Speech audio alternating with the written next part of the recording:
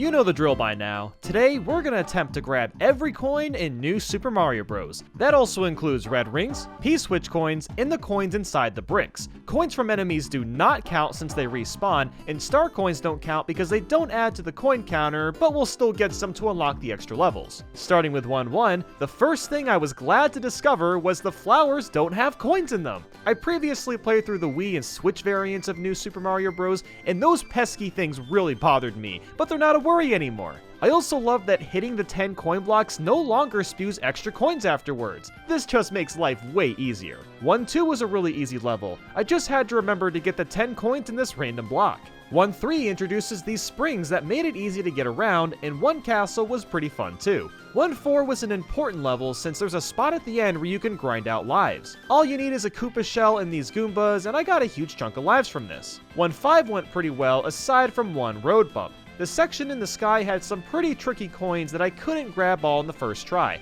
But thankfully, the mushroom respawned so I could just try again, and was able to get them all that way. 1 castle was no trouble at all. Bowser Part Usual was, well, just a joke. For fun, I decided to try out the 1 bonus level, 1A. It's not required to beat the game with, but I figured I might as well. The bubble coins are all over the place. I needed to swim really well to make sure I could nab them all. Then I encountered the second P-switch in this level and realized that this wasn't happening. There was way too many coins for me to grab for the time allotted. Plus the level's an auto-scroller, which just makes things harder. I decided to try this with the Mega Mushroom, but even then I couldn't grab them all. Mario just isn't big enough or fast enough to get every single coin, but this stage doesn't matter anyway, so on to World 2. 2-1 was fairly painless, and 2-2 had a ton of coins in the sky. It must have taken at least 4 or 5 Lekatu clouds to get them all. This wasn't that hard a level to complete, but I had to move really fast as I was pretty close to running out of time when I reached the flagpole. 2-3 was no issue, 2-4 was pretty easy, and the same goes for 2 mid-castle. Now 2-5 was incredibly annoying. I had to destroy every block hopper because they all had either a coin or power-up at the bottom. Dealing with that on top of the fire snakes was just tedious. Halfway through, you're supposed to use a P-switch to turn these coins into blocks to get this star coin, but obviously I just needed to get the coins that were floating way high in the air. And the only way I could get to these coins was to use Mega Mario, but I also had to be careful to not break other blocks that may have coins in them. Overall, it was just an annoying level. 2-6 had me worried because it's an auto-scroller, but it actually sailed quite nicely. There weren't that many coins, and the ones around were easy to snatch up. And 2 Castle was straightforward, but looking at the map, I discovered coins I never would have found without checking. There's a row of coins way up here that you can't even see. That's a bit bizarre, but there we go. And just like that, World 2 is complete, but let's try 2A before moving on. It's a bit annoying since Spike Bass kept jumping out of the water trying to ruin my day, but my day was not ruined as I grabbed all of them coins. And now on to World 3. 3-1 was a nice and relaxing water level. The only challenge was the bubble coins, but there weren't that many to worry about. 3-2 went well until I took this pipe into a sky section. There was a P-switch in the spring so I could fly up. The coins were all over the place, but I figured with optimized movement I could easily grab these. Or not? Well, it turns out you can actually get a Mega Mushroom and fly off the spring that way too. I had no idea you could even do that with Mega Mario, but there we go, we were able to grab all the coins. 3 Mid-Castle was another simple level, 3-3 had a lot of bubble coins but was doable, and 3 Ghost House was nothing to sweat over. 3 Castle had very few coins, and the boss was a piece of cake. And just like that, World 3 is done outside of the bonus levels. 3A is kind of time-consuming since there was lots of coins under and above the water, but it's more than possible. 3B was incredibly easy, and 3C was another annoying Spike Bass level, but I completed it showing that every level in World 3 is possible. So of course, it's time for World 5. For 5-1, I had to move slowly from all the snow and enemies, but it was no problem. In 5-2, I accidentally ran into this mini mushroom at the beginning, but realized it was kind of a godsend because the map showed me a huge line of coins at the top that I wouldn't have been able to get to easily without already being mini. So thank you, video game, you made my life a lot easier. 5 Mid-Castle seemed okay at first. It's an auto-scroller with some coins here and there, but then the end throws in a curveball with this unfortunate fork in the road. On the left side, there's one block with 10 coins in it, and on the right is a few sets of 2 coins. The problem, of course, is I can't get all these coins at once since the stage auto-scrolls faster than I can reach them all. Plus, the giant spike ball is a big obstacle. So like we've been doing when we get stuck, we're busting out Mega Mario. And right away, using him eliminates the spike ball, and I can grab all the coins on the right side pretty quickly too. On my first attempt, I accidentally destroyed the block on the left, and that made me realize how careful I really need to be here. The plan was to get every coin on the right, then move to the left, shrink back to normal, and pound out the 10 coins in the block. It seems like a plausible idea, but I wasn't able to get every coin without getting squished by the stage. I tried grabbing the mushroom earlier so I'd have more time to hit the coin block, but even then I could only get like half of them. My only other option was to ground pound this block since that knocks the coins out a little bit faster than just jumping,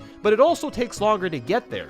The only way I could get up there quickly was to jump at just the right time so that when I shrunk back to normal, I also gained height to move up in order to ground pound. And after dozens and dozens of tries, this happened.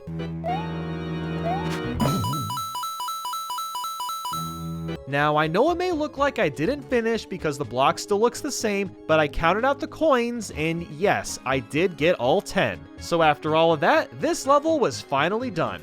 5-3 was a pretty slippery level, but more than manageable. 5 Ghost House went fine besides this one little block. As you can see, there's a series of 3 blocks, and this left one is always destroyed by a bruiser, and unfortunately, I need him to bust open this opening. I wasn't sure if there was a coin in there or not, so after checking the map, it turns out there is. I couldn't just ground pound this block either, since the platform above didn't let me do that. The only way to get this was to get into the level as Shell Mario, kill off the bruisers, get some speed, and hit the block with the shell. After that, I was good to go. So despite 5-4 being another auto-scroller, most of the coins were a breeze to pick up. In-5 Castle didn't have too many coins to worry about either, which proves that World 5 can be completed, outside of the bonus levels we gotta try. 5A was real unique and fun to plow through, 5B was really simple, and 5C had nothing too bad either. So there we go, every level can be completed in World 5, so it's time for World 6. 6-1 was a ton of fun and definitely possible, and for 6-2, let's just start by going into this cloud section and tell me what you see.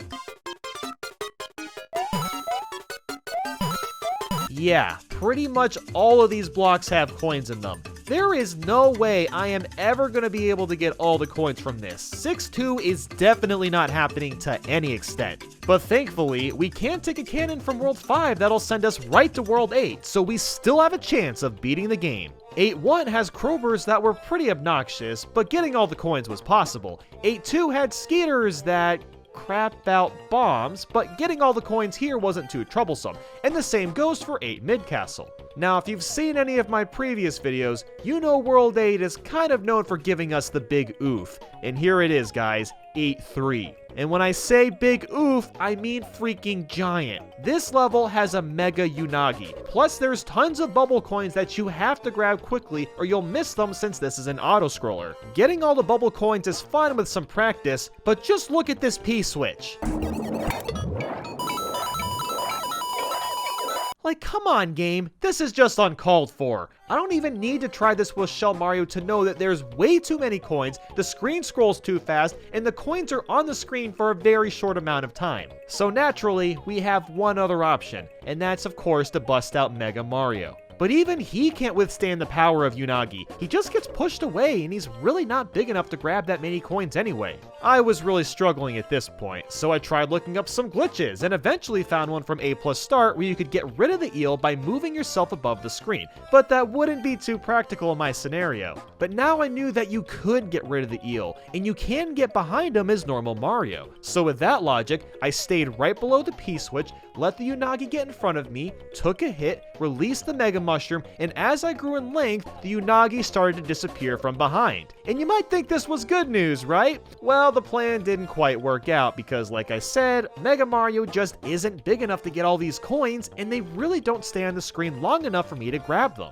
I tried this quite a few times and just didn't have any luck. So while it isn't possible to beat the game while touching every coin, let's try all the other levels we missed and see what's the minimum amount of levels we can complete. So far, we know that 1A, 6-2, and 8-3 aren't possible. With that in mind, we'll go in order and move right to 4-1. So the scuttlebugs definitely got in my way a few times, but this level was definitely manageable. 4-2 was another easy level, and the same goes for 4-3 as well as 4 Mid Castle. 4-4 was incredibly fun compared to the others for some reason, and 4 Ghost House had tons of room to check for coins, but there was plenty of time to nab them all. For 4-5, I had to be really careful and make sure the Bob-Ombs I blew up was on blocks that I already got coins from. There were 2 blocks in particular that I wasn't able to reach at first until I realized I could just throw Spinies at them. 4-6 is another tough auto-scroller. Here I had to grab 8 red coins, hit both of these question mark blocks, and grab 4 coins up above. Doing all of this on the red ring timer was nothing short of brutal. If you went too early, you would miss a red coin. If you went too late, you wouldn't be able to hop back on Dory. You had to go at just the right time. Like, honestly, watch this.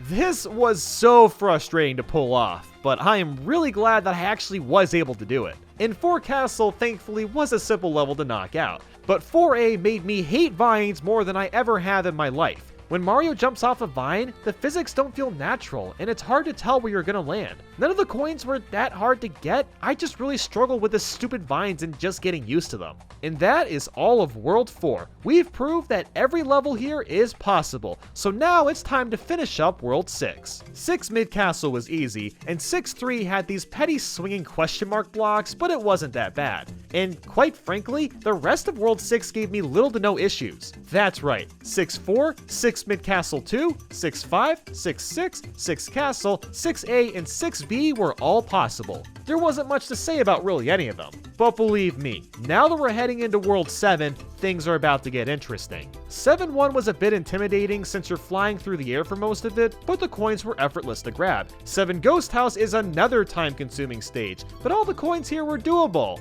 That was until I stepped into this P-switch room.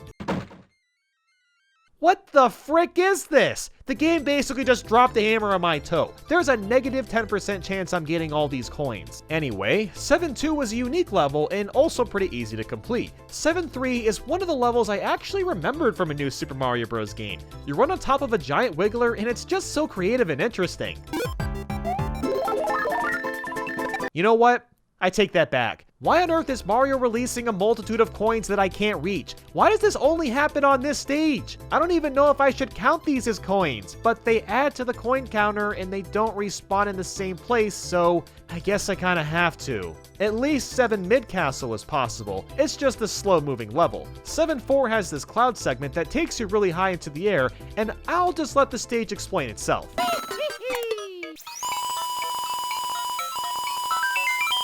So technically, I can grab all these coins, but you have to play near perfect. And that's hard to do when you're drilling down since the controls get a lot stiffer. And you can't just slowly float down for a bit. You gotta drill right away or the coins will disappear before you hit the bottom. I must have tried this over 100 times, and I actually got pretty good at this. There were some runs where I only missed like 4 or 5 coins, but really the only true way to do this was to build up muscle memory. What really made this so hard was just the screen crunch. I couldn't see what was coming up, making it harder to prepare myself. And then I realized that I'm a complete buffoon.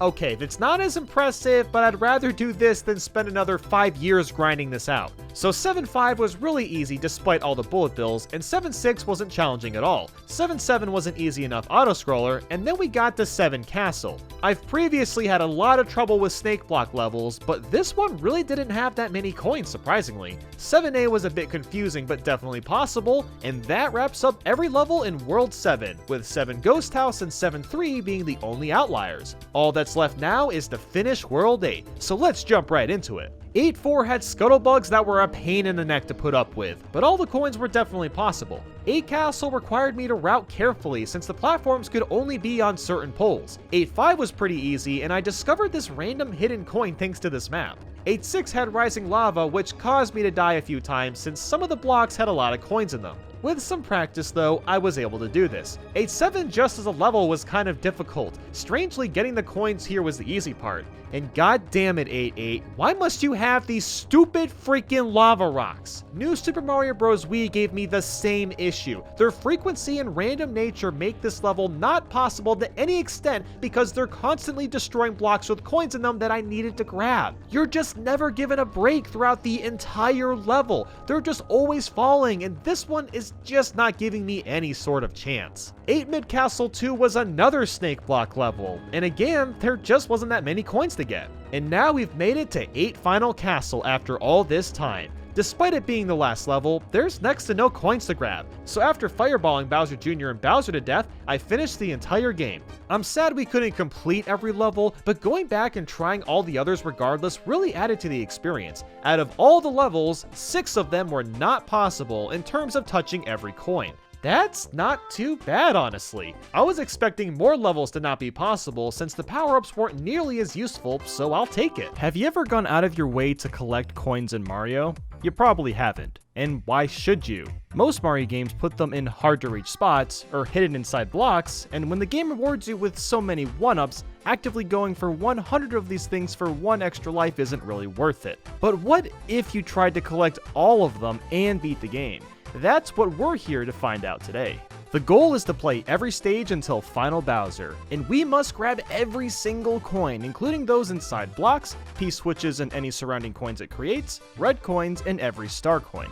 The only coins we won't count are from enemies, simply because there's so many inconsistencies with coins respawning and certain enemies having coins and others not. So let's get to it with 1-1. 30 seconds in, I pondered if this was going to be a cakewalk or not, but then I hit underground and saw my mortal enemy, P-switches. Okay, it really wasn't that bad. It did take a couple tries to nab all the coins, but it was all good. Then I ran into these coin blocks you have to pound over and over, and remembered that you get a burst of 5 coins when you empty the block out. That doesn't sound so bad, right? Well, try doing this with 2 death pits side by side. No matter how quickly I moved, I always lost a couple coins, and I thought I was stumped at level 1-1 from a block. But alas, Mario Bros. Wii has a future to save the day: multiplayer. Now, I don't have anyone nearby to play with, but I whipped out another controller, played the whole level again, got to this block, and then... What the Okay, so now I get godlike luck?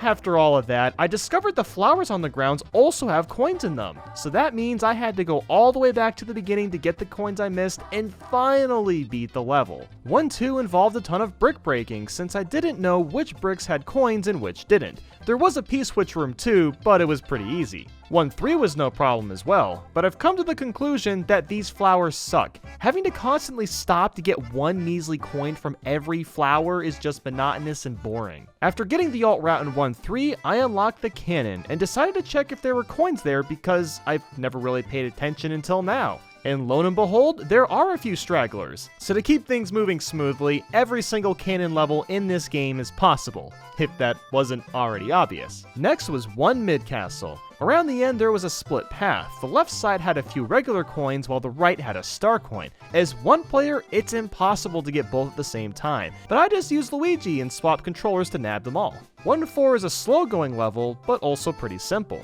And the same goes for 1-5. A lot of these levels just don't have a lot to write home about. 1-6 has a P-switch that I thought was going to spawn a million coins and ruin my chances, but no, it spawns like 20 and it's easy peasy. 1 Castle was simple enough until I went for the 3rd star coin. I used the P-switch and got all the coins, but now there's a bunch of coins hovering right above the lava. For one guy, this makes this impossible, but Luigi was nice enough to volunteer and basically jump into a few coins, die, and repeat the process till he got all of them. What a nice guy. And that's it for World 1, so now on to World 2. 2-1's only struggle is with this coin block, since the spray of coins kept falling down the death pit. But with good RNG and putting Luigi in the right spot, I was able to nab all these eventually. 2-2 seemed to be okay too, until I hit this P-switch on the way to the 1st star coin. Yeah, let's come back to this later. 2-3 is a really dark level, but with some patience, it's pretty easy to grab all the coins. 2-Mid Castle was more of the same, nothing too challenging. Upon entering 2-4, there's a huge problem. Not only is there annoying wind to deal with, but there's tons of coins flying through the air. And even with 4 players, it would be a crazy task to grab every coin in the air on top of the ones on the ground. So is this it? Does our journey of collecting every coin end here? Well, I'm actually gonna say no, and that the coins in the air don't count. And I have a reason for this, trust me. The fact of the matter is that these coins infinitely respawn, unlike all the other coins in the game. So not even a task bot could complete this. For the sake of playing through more levels, and for those that still think my journey should end here, or I should just take a cannon instead, I've made a compromise to avoid all the coins in the air while also collecting the coins on the ground. And my god, was this stupid hard. I can't even begin to explain the frustration I had to pull this crap off. It was so easy to mess up because the coins in the wind always seemed to get in my way no matter what I did. But after hundreds and hundreds of tries, I did eventually beat this. So after that nonsense, 2-5 was a lot easier. Leica 2 was kind of annoying to deal with, considering how many coins there were in the sky, but it was a simple level. 2-6 has a P-switch section where you have to basically play perfect to get all the blue and yellow coins from the bricks, but it's definitely possible. Now 2 Castle was an overtaking. There's a section where there's tons of coins near the lava, so what I had to do was use the propeller suit to very carefully grab them while staying alive at the same time. It took forever to learn the timing and to practice it, but I was able to grab them all. Thank God this level gives you tons of time to work with. And would you look at that? That's all the levels in World 2. We will come back to level 2-2 later, but now to World 3. 3-1 is a nice simple start. The coins are all easy to grab here. And the same goes for 3-2 as well as 3-3. 3 Ghost House was quite the doozy when going for the alt route near the end. There's a room where the floor slowly falls to the ground, but also has moments where it shoots down to the ground too. The coins are spread all over this room too, so it's impossible with one person. So I had Luigi by my side, and I basically had to memorize where all the coins were gonna be to do this. And after some tries, I eventually got it. 3 Mid Castle wasn't too bad. I did have to be quick when the spikes came in, but otherwise it was more than doable. 3-4 and 3-5 are the levels where you have to play through with and without enabling the red switch, but both of them were a cakewalk. 3-5 did look impossible because it's an air-based auto-scroller, but moving quickly denied my worries. And now to 3 Castle, and my god, this level was brutal. This is one of those snake block auto-scrollers, and near the beginning is a coin block. This coin block is the reason I about went insane playing this. Trying to get all the coins, including the burst at the end, requires stupidly fast and precise movement. What I had to do was jump early, twirl and hit the block perfectly, and land just as the block came in. Then I had to spam jump with perfect inputs, grab the burst of coins with barely enough time to spare. But we aren't done there. I had to grab more coins in the air, ground pound on this block for a coin, and run through this spike part without completely dying or messing up. And then after that, there's even more coins above this pile of spikes that I wasn't able to get without a propeller suit, which I had to sacrifice earlier. So what was I supposed to do? Well, I would have been screwed if I didn't have Luigi behind me, so I just used his propeller suit and got the rest of the coins. And that is all for World 3. Now before tackling World 4, we need to visit our old pal 2-2. I waited to do this because I knew I needed the penguin suit to have a chance, and you can't get that power up until World 3. What I have to do is emulate that crazy hint movie where you use 4 players to grab all the P-switch coins. Now me controlling 4 players, that can't be done, right?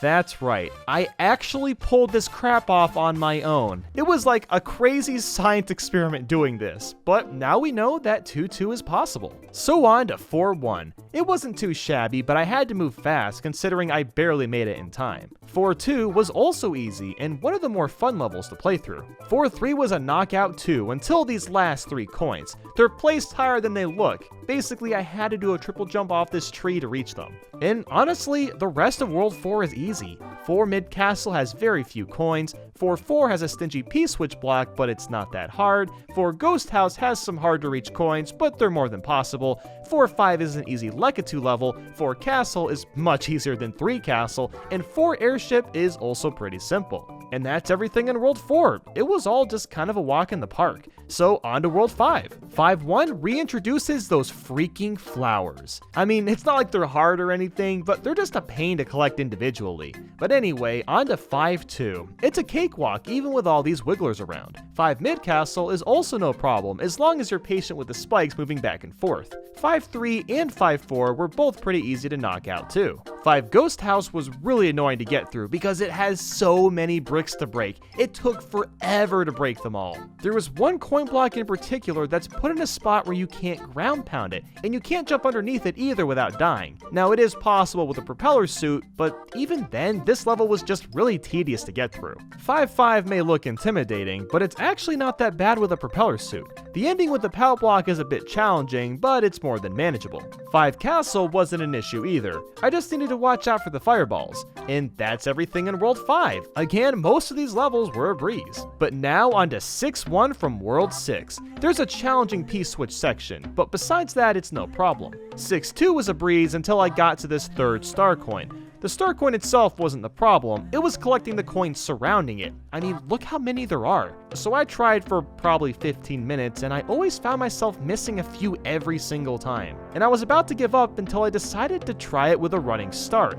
and this actually made a subtle enough difference. After a few tries with this strategy, I managed to barely grab all the coins. I'm still surprised this was even possible. 6-3 had some annoying piranha plants, but getting all the coins was simple enough. 6-4 was possible too, and it was a fun level to run through. 6 Mid Castle is more of the same. There were very few coins to grab. 6-5 had the Porky Puffer, but with well-timed jumps, he wasn't too much of a nuisance. Now 6-6 was just evil, no pun intended. It's a dark auto-scroller where you sit on the raft most of the time. Now my biggest hurdle, like most of these other levels, was a pesky coin block. This coin block in particular seemed to have more coins crammed in than usual, because my god, you need near perfect inputs to get all these coins on top of the several others while also not getting stranded because that raft does not stop for anything. This level is possible, but goddamn, it took so long and it is so unforgiving. On a lighter note, 6 Castle was a lot easier than expected,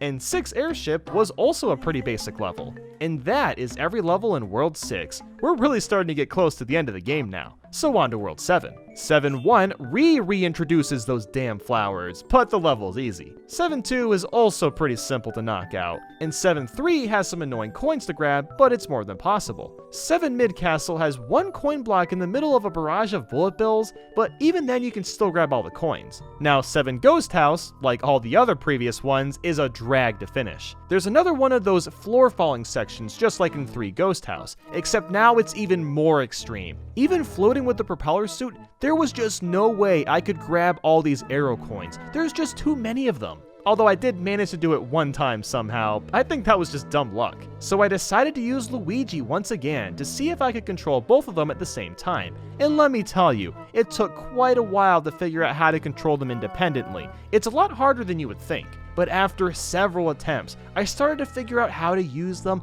and eventually managed to grab all the coins. So while this was devilishly difficult, it was pretty satisfying to actually get all the coins in the end. After that madness, we move on to 7-4, which has some annoying coins to get, but it's much easier than what we just did. 7-5 is also a walk in the park, and for 7-6, all I'm gonna say is I'm glad the propeller suit exists, or this would not be possible at all. 7 Castle was also a pretty easy level, and holy crap, we're at World 8 already. So this is it guys, 10 levels to go before taking out Bowser. Oh no. 8-1 doesn't just have one coin block to deal with, there's several throughout the whole level. Now this normally wouldn't be a problem, but first things first, there's meteors raining down destroying precious blocks that I need coins from, and second, there's poison gas creeping from behind if I go too slowly. I tried this level for a long time, but I just could not make any decent progress. Even if I were to try 2 players or Mini Mario or something, the problem is that the coin blocks just take too long to collect, and the meteors come down so frequently that I don't have a semblance of chance to actually grabbing them all. So, unfortunately, I have to say that it is not possible to collect every coin in New Super Mario Bros. Wii while beating the game. And it sucks because we got really close. Maybe if there wasn't any poison gas behind us, we could get lucky with the meteors, but this level is just too big an issue. Now, maybe there's a small chance you could do this with 4 really talented players together and routing which blocks to get,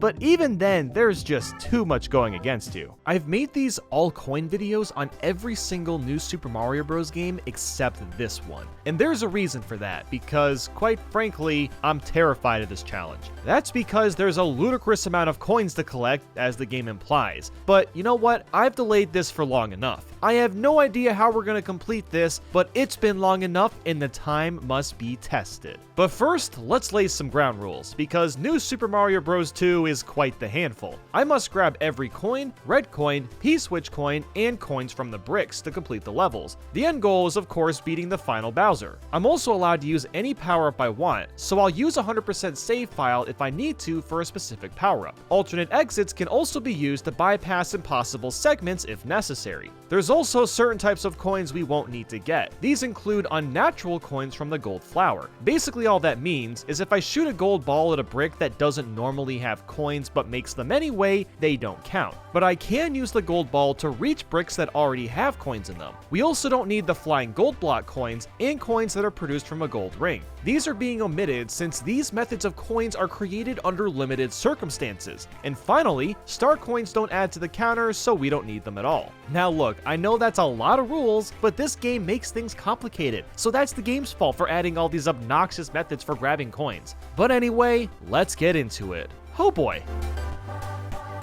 So here we go, the first stage. Now if you've seen the new Super Mario Bros. Wii video for this challenge, you'll know that the 10 coin blocks were annoying because after getting 10 coins, another 5 would spew out randomly, which were hard to predict. For NSMB2, these 10 coin blocks now turn into a golden block which you can mash into your head. That's right, every single 10 coin block has this, and we have to keep it on without getting hit by anything until 100 coins come out of it. But that's not the problem with this level. Our issue is this eruption of coins. These coins only spawn in after grabbing the star coin, and as you can see, there is no godly way we can nab them all. That's great, the first level and we're already stuck. So naturally, I bought another 3DS and another copy of New Super Mario Bros. 2. That's because this game has co-op, and using these two systems, I can play as Mario and Luigi. So I went back through 1-1 and placed Luigi exactly where the coins on the right spawn in. Then I lined up Mario on the left. After jumping for the star coin, I still missed a few coins on the left, seeing as I wasn't in a good position, but was amazed to see Luigi only miss 1 coin on the right. So then I tried it again.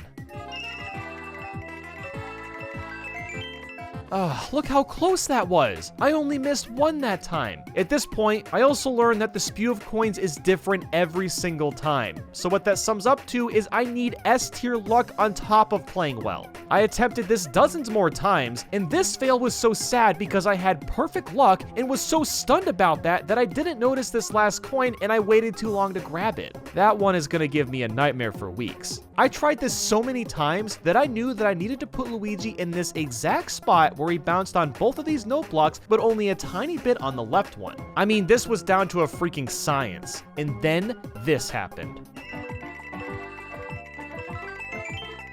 That's right, the luck was finally in our favor and we actually got all the coins. I am genuinely shocked this was even possible. And after that, there really wasn't much to do. I did have to be quick when finishing since there was still a lot of gold blocks to burn through.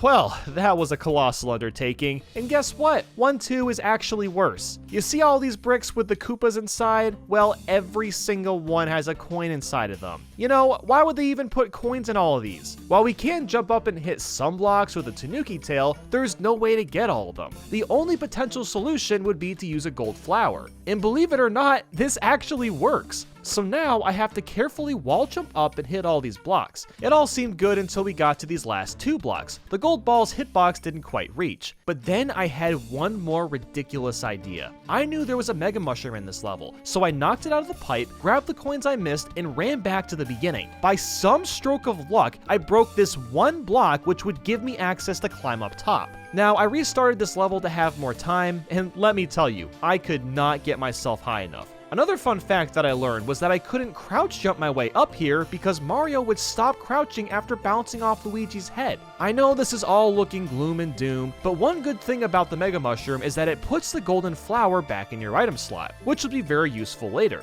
So knowing that, I fell down a pit so Mario could shrink to a small size, then carefully held both 3DSs so I could jump with Luigi and Mario. Eventually, I got myself in the tiny room. Now that I was in this room, I took out the golden flower in my item slot, used that to get those missing coins, double checked that this worked, then ran off the screen as Luigi and Mario returned as a bubble with the gold flower still intact. And that proves you can actually beat this level. Unfortunately, I did have to redo all this because the timer ran out for being too slow, but I'm just glad this is possible at all.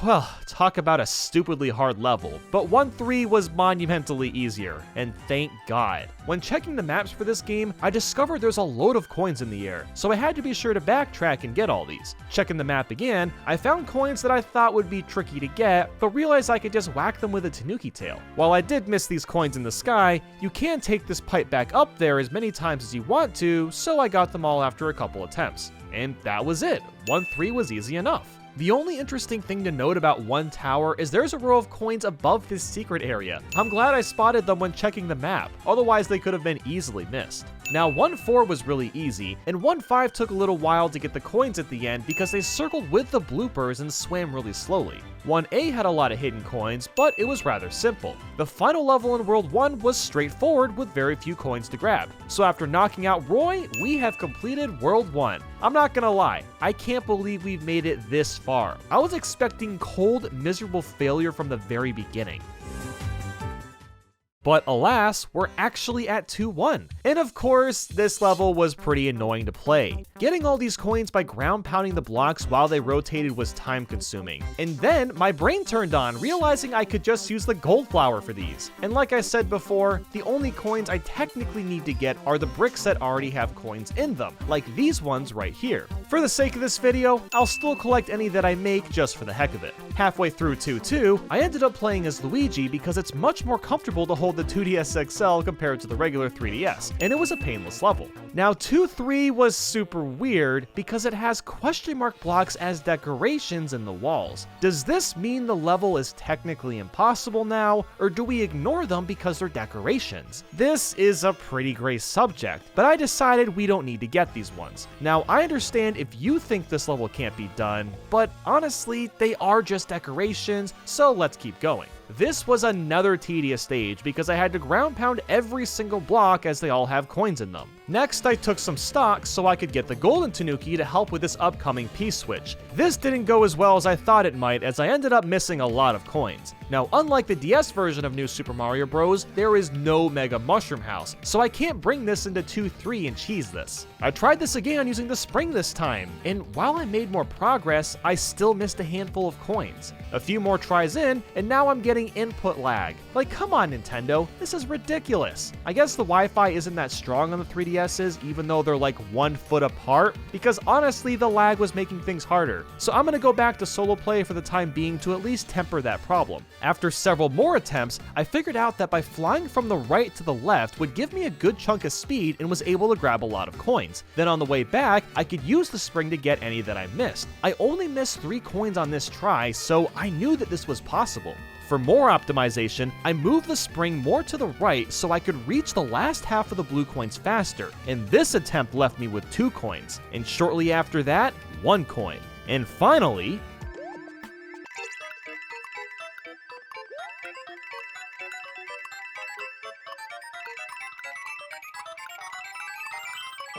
man, talk about a close call, and crazier, I barely used the spring and it still somehow worked out. So yeah, you can beat 2-3 while touching every coin. Good lord. Next was 2A. While there were loads of tight jumps to make, it was more than doable. These coins in 2 Tower were tricky to nab, but otherwise this was another easy level. And after that, I had a string of simple levels. These included 2 Ghost House, 2-4, 2-5, and finally 2B. It was pretty nice to have a break after all that crap I just put up with. So next was 2 Castle, and this one had a bad start because all of these bricks have coins in them, which of course is ridiculously hard to snipe with the tail. So I turned on my brain again, grabbed Gold Mario, and surprise, surprise, this got a lot easier. With that said though, 2 Castle definitely kept me on my toes. Keeping that spring alive while getting all the red coins and using Gold Mario to bust open the moving blocks was a lot to handle, but thankfully the level was possible and it allowed us to head to World 3. Careening into 3-1, I gotta say, I'm feeling pretty good about this challenge. Most of World 2 was a breeze, and now we're just smooth sailing.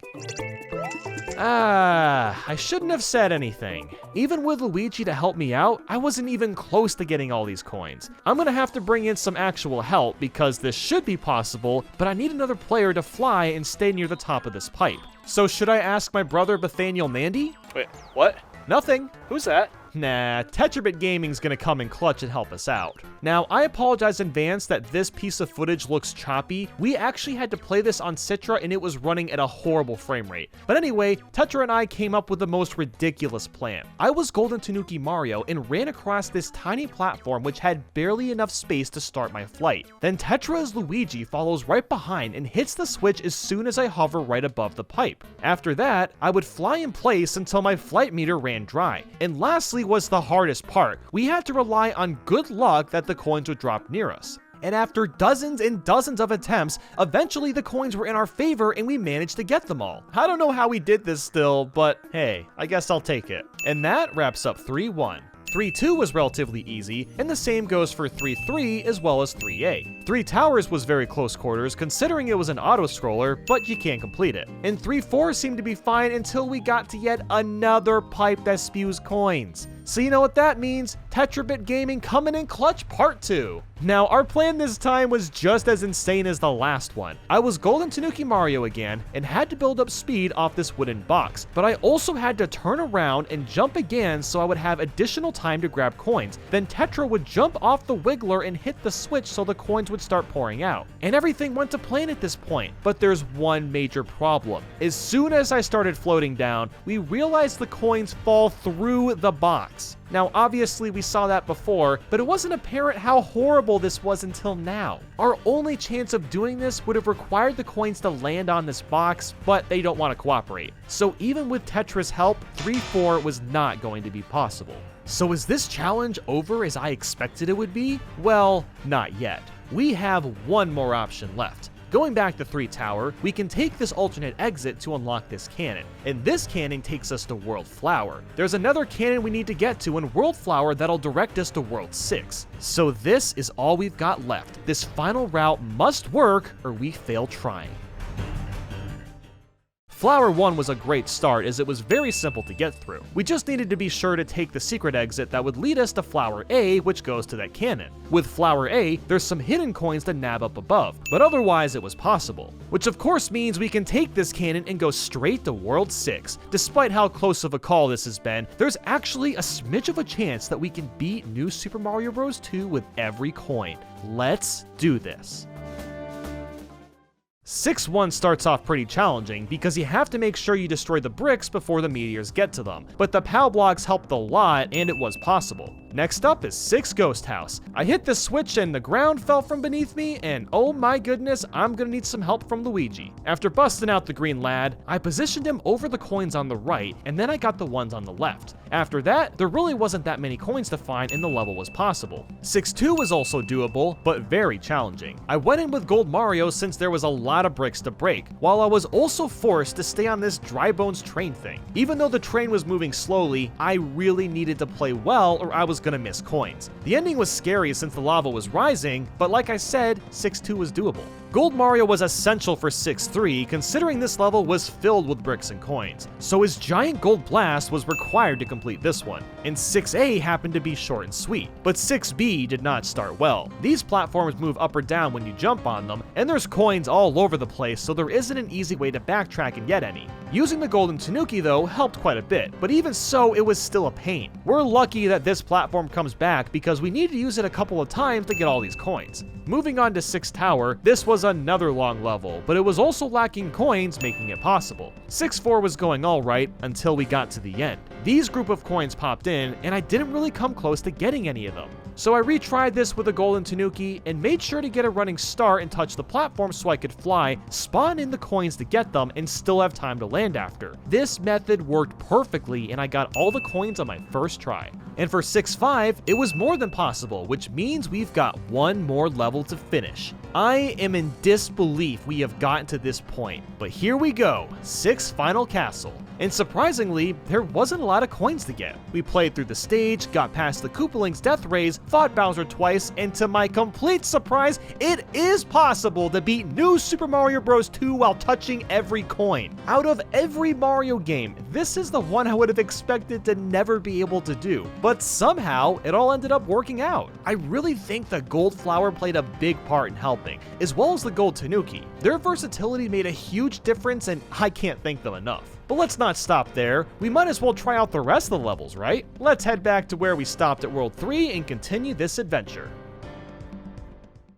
3 Ghost House was easier than I expected it to be. Now 3B was really strange since you could take 2 different paths, so we'll have to complete at least one of them. The red pipe path was pretty easy, I just needed to jump well. But the yellow pipe path is a different story. Entering this secret pipe, there's 2 bullet bills that I have to keep jumping off, and there is far too many coins for me to grab here. A golden tanuki wouldn't work either, seeing as we'd run out of flight, and 2 characters really wouldn't have made a difference. There's just way too many coins. Even with this though, we're still in the clear since this red pipe was completed. Next, we're trying 3-5, and after entering this blue pipe, there's a P-switch for us to hit. And as you can see, there is 0 chance of us getting all these coins. Even with 2 people, it just wouldn't be enough time. The final stage in World 3 gave us no issues though, so it's time to move to World 4.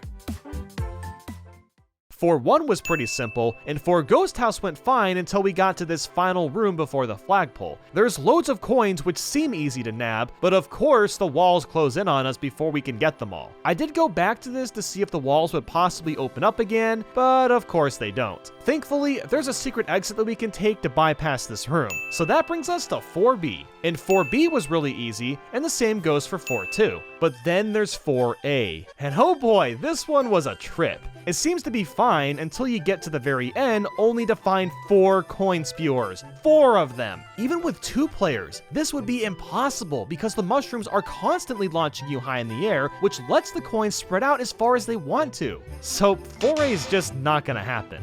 After that was 4 Tower, and this one was pretty intense. While you can get all these coins, you really have to be booking it. If you're not jumping for coins really early, then you're not going to be able to grab them all. This level was a rush. 4-3 as well as 4-4 were easy levels to knock out. 4-5 was pretty slow just because it was all in the water, but I learned something cool about the bubble coins. Just like in New Super Mario Bros. U, these coins respawn if you miss them the first time. If they didn't respawn, this level probably wouldn't have been possible, so I'm glad that they do. Now for 4C's P-switch. I thought I'd have no chance of getting all these blue coins, but it was actually a lot easier than I expected. And outside of that, this level was painless. And to wrap up World 4, 4 Castle was a cakewalk without much getting in our way. So next up is World 5.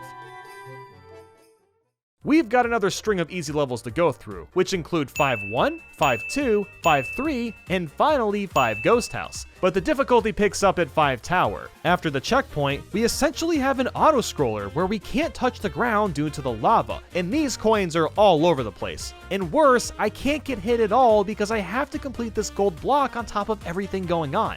So instead, I busted out the golden tanuki and this level was miles easier. So that takes care of that. 5-4 was really simple, as well as 5-5 and 5-6. 5A was going smoothly until around halfway through. There's a lot of coins high in the air that I couldn't quite reach, at least not easily. So I tried it again with the golden tanuki and all was good after that. And lastly was 5 Castle, which was also pretty easy. You know, it's really weird how these later levels have been a lot easier compared to the first couple worlds. But anyway, let's move on to World Mushroom.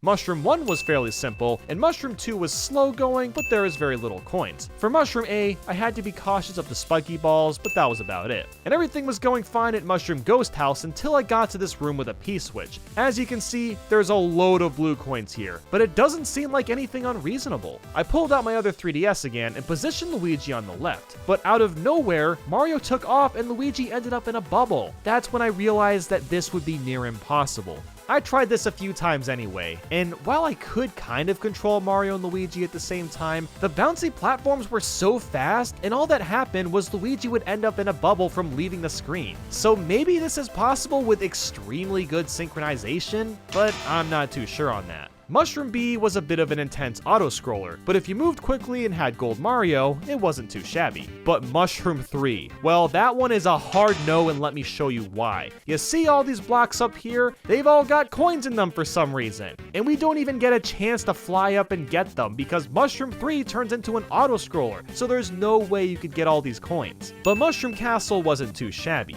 I had to remember to fly up here to get these hidden coins up top, but it was otherwise easy. So now let's head back to World Flower and finish those levels.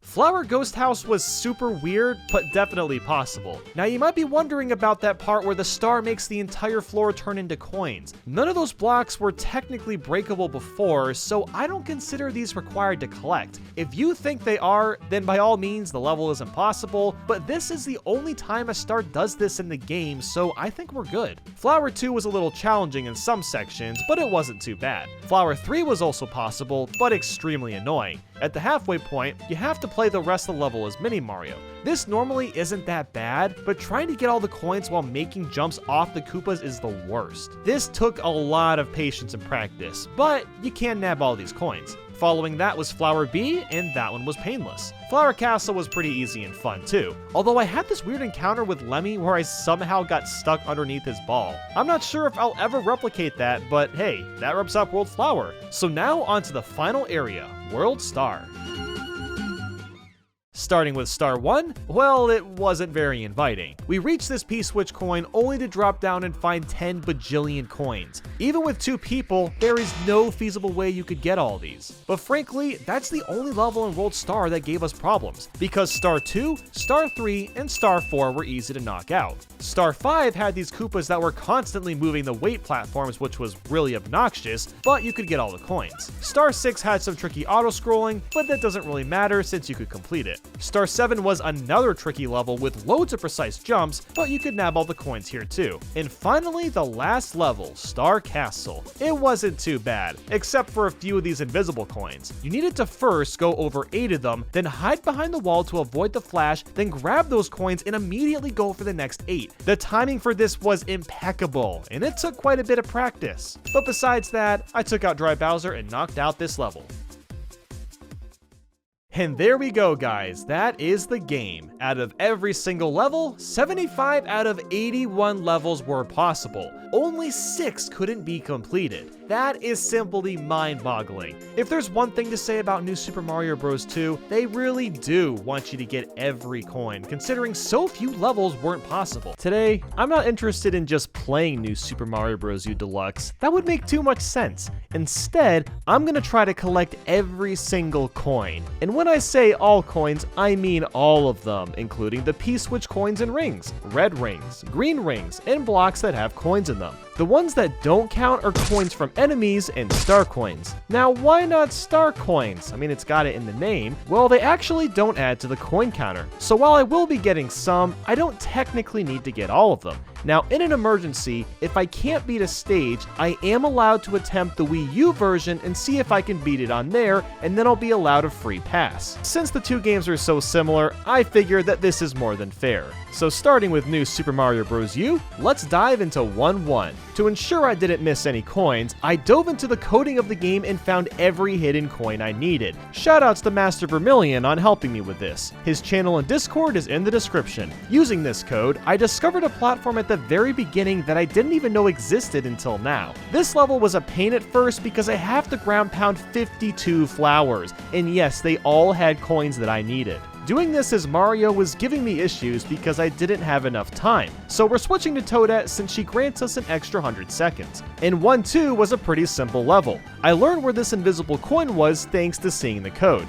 Now, one tower seemed like a breeze until I got to this one brick. I wasn't sure if there was a coin in there, and after checking, it turns out there is. Now, Toadette can't break this with a jump or ground pound or spin, but thankfully, all we need to do was freeze a Dry Bones and throw it at the block. I gotta say, that was a close call. And the rest of World 1 was pretty simple. For 1-3, I just needed to be careful of all the Monumoles. 1-4 had tons of flower coins, so I had to be quick and nimble. 1-5 was a cakewalk, and the same goes for 1 castle. And just like that, we are done with World 1. Now along the way, I decided to try some levels I didn't need to just for fun, starting with 1 blooper. And as it turns out, this one actually wasn't fun.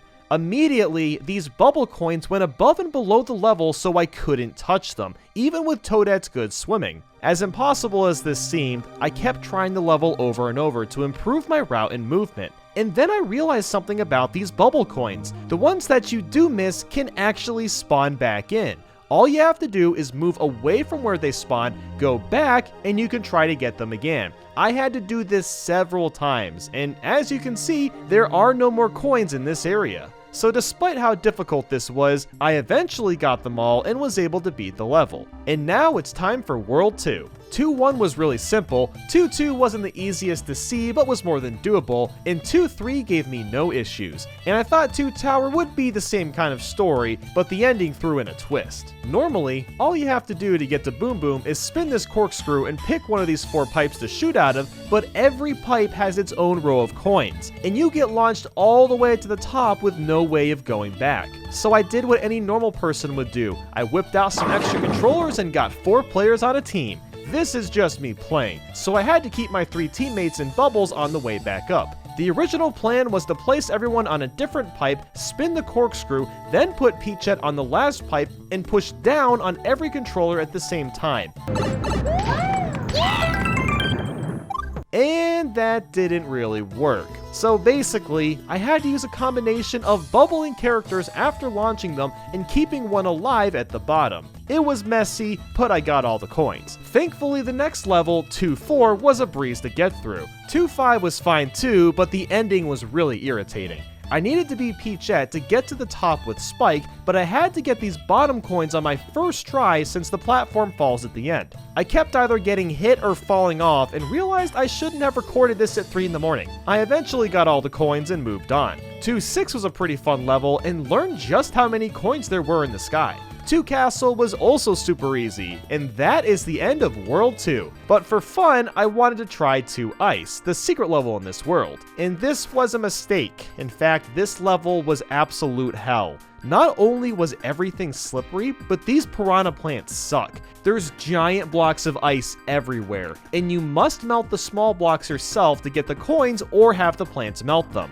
This was really tedious, and it was easy to get hit by the plants' fireballs. But that wasn't the worst part. It was this green ring segment. The first 2 parts of this aren't too bad, but looking ahead, there's a set of 4 coins that get engulfed in an ice block if you aren't running full speed at them. So getting the green coins and this set of 4 was not working out at all, even after an hour of attempts. So I tried using 2 characters. The plan was to run and jump with both of them, have one run into the second segment of green coins and the other for the set of 4 sacrificing themselves. And that didn't work, so I thought 3 players would do the trick. I ran Toad and Toadette into the green coin spots before getting the ring, switched to Nabbit, hit the green ring, and swept into the set of 4 coins.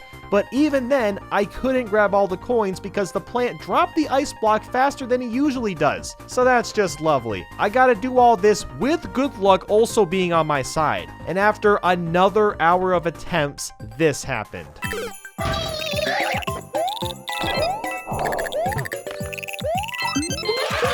So yeah, this level is beatable even though I didn't need to finish this. Why do I do this to myself? But on to World 3, I came to a revelation that by ground pounding or spinning at the top of some palm trees, they'll drop 4 coins. This means I had to go back and recomplete the levels in World 2 that had these palm trees. Thankfully, I could still do this while getting the other coins. So after that, I went back to 3-1, and the POW block section was a bit close, but I got all the coins before they disappeared. 3-2 reintroduced the bubble coins, but they were much easier to get than the blooper level from World 1. Some random spawning coins required precise swimming to nab them all, but it wasn't too bad. 3 Tower wasn't too shabby, but I did need to carefully time getting the coins at the end so I wouldn't get hit too much from the spikes. 3 Ghost House was a bit tedious, but more than doable. 3-3 was really annoying. These cheeps kept getting in my way, but it was more than possible. I also had a close call with this POW block part. I almost lost a coin, but I was able to grab them all. 3-4 was also annoying because the urchins made it hard to get some of these coins, but you can complete the level regardless. 3-5 wasn't as bad as I thought it would be, it was actually pretty straightforward. And 3 Castle was really easy, which concludes every level in World 3. And with that, it's time for World 4. 4-1 was a really fun level to plow through, and 4-2 was also easy to knock out. 4 Tower was going okay until the halfway point. This platform continuously rises with lots of floating coins in the air. The problem is reaching the coins before the platform passes them. After several tries, I got a rhythm down and started to get all the coins. But the end of this level is just insane, or so I thought. There's coins and coin blocks on complete opposite sides, and I simply could not figure out how to get them. And looking back, I was thinking way too hard about this. I tried using 3 players and putting them in spots to grab coins. I tried freezing dry bones and throwing them for coins, and none of that was panning out. It turns out, all I had to do was run back and forth, and that was it.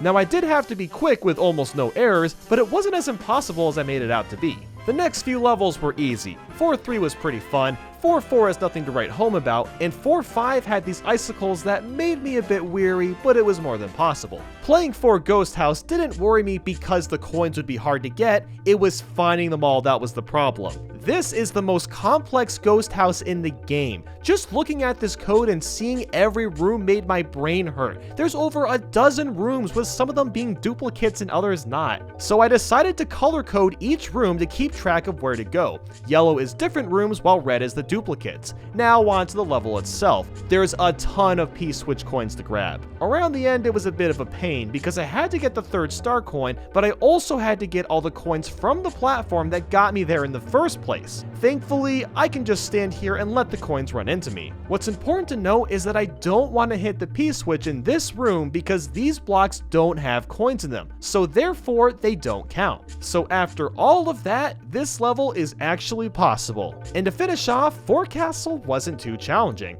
I just had to be patient with all the thwomps, and that wraps up World 4. So now on to World 5.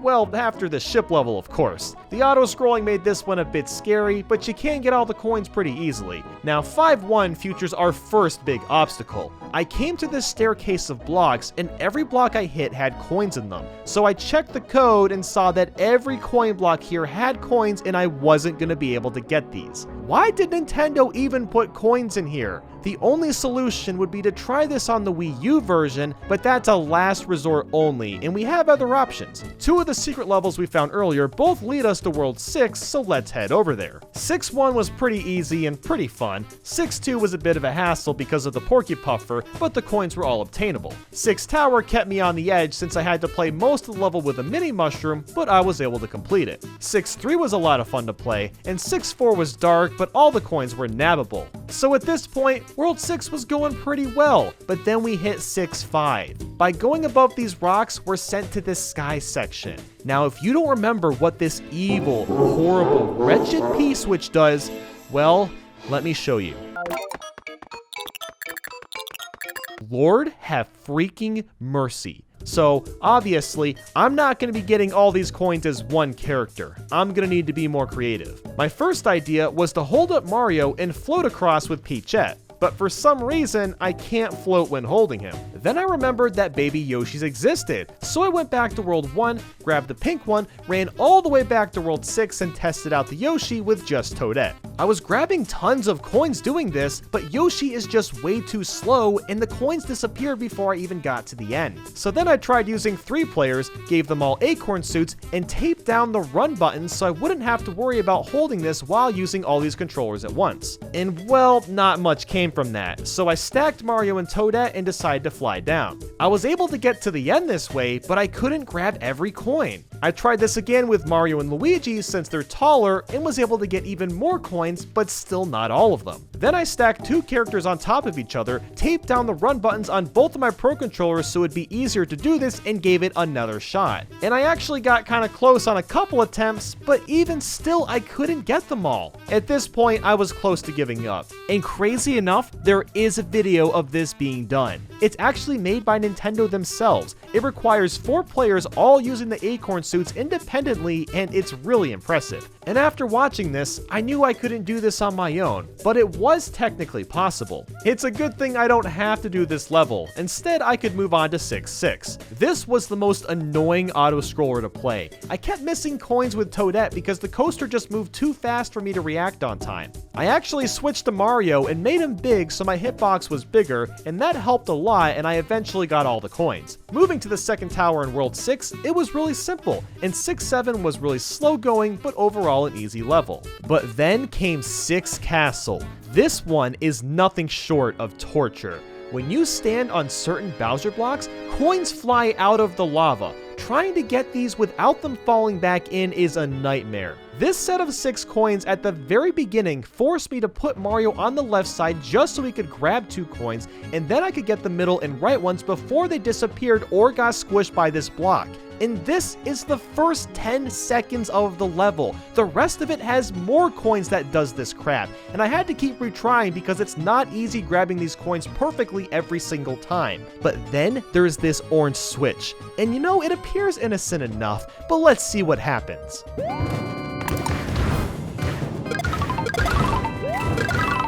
Look at how many coins there are. Look at how spread out they get. What am I supposed to do? My first idea was to get 4 players and put them all on the top. I tried to put them all in spots where coins would land after hitting the switch, but the stupid dry bones kept hitting them, so I just winged it the first time, and it didn't really work. So I realized I needed to kill the dry bones by using an ice flower, but now I can't get up there to do that, even if I try bouncing off someone's head. So after getting all mad about this, once again, I'm thinking too hard.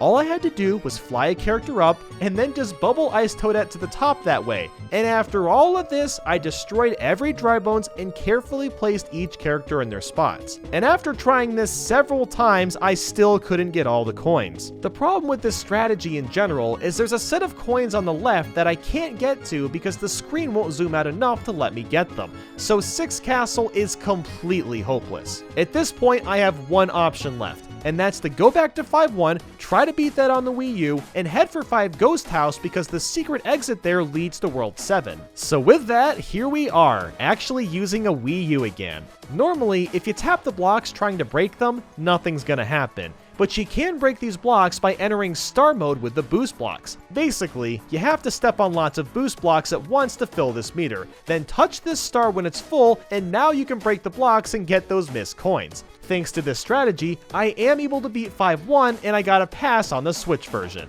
Now, World 5 isn't going to get any easier. 5-2 had so many bricks to break. And even worse, most of them move in and out of this gross poison. Just completing this one in time was a struggle. I really had to optimize the way I broke bricks so I could barely break them all in time. And then 5-3 didn't seem too bad until I checked the code and found out that all of these bricks have coins in them. But since 5-2 is possible, we don't need to finish this level and we can move on. And then 5 Tower is this snake block level. You already know this is going to be a tough one. With some practice, I got all the coins in the first half, but the second half has a P-switch. Not only is there a good chunk of blue coins, but there's 2 spike balls swinging back and forth and completely in the way. As one person, this wasn't happening, so I tried stacking Mario on top, and while that did allow me to get more coins, I didn't know what strategy would work. I tried standing on this block to get the coins on the left, but then there was no time to get the coins on the right. And after another hour or 2 of attempts, I got down to 2 coins and knew that this was possible. At this point, the only feasible way to do this was to make sure Mario and Toadette were fully powered up, and I had to carefully aim Mario at this mushroom and acorn suit to do that, by the way, all while getting the other coins and not getting hit at all until the P-switch section. And then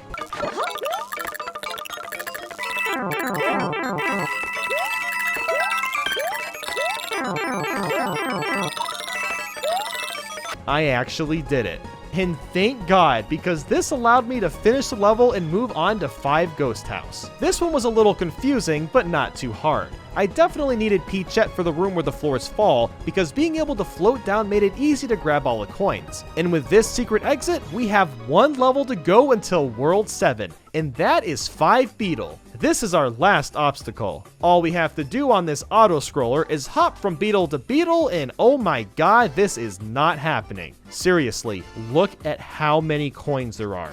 After lots of tries, I wasn't able to get even half of these coins. I tried stacking with Mario. I tried using Baby Yoshi. I tried a pea acorn suit. I tried crying in the corner, but there was no luck to be had. And even if I could get all of these, there's still 2 more sets of P-Switch coins, which is also not happening considering they're on a timer. So despite all of our efforts, it is not possible to beat New Super Mario Bros. U while touching every coin. But hey, we can try New Super Luigi U at least, so let's jump into that and see if we have more luck. Now with Luigi U, we're granted 100 extra seconds using Toadette, so most of World 1 was a breeze. 1-1, 1-2, 1 tower, and 1-3 were a cakewalk.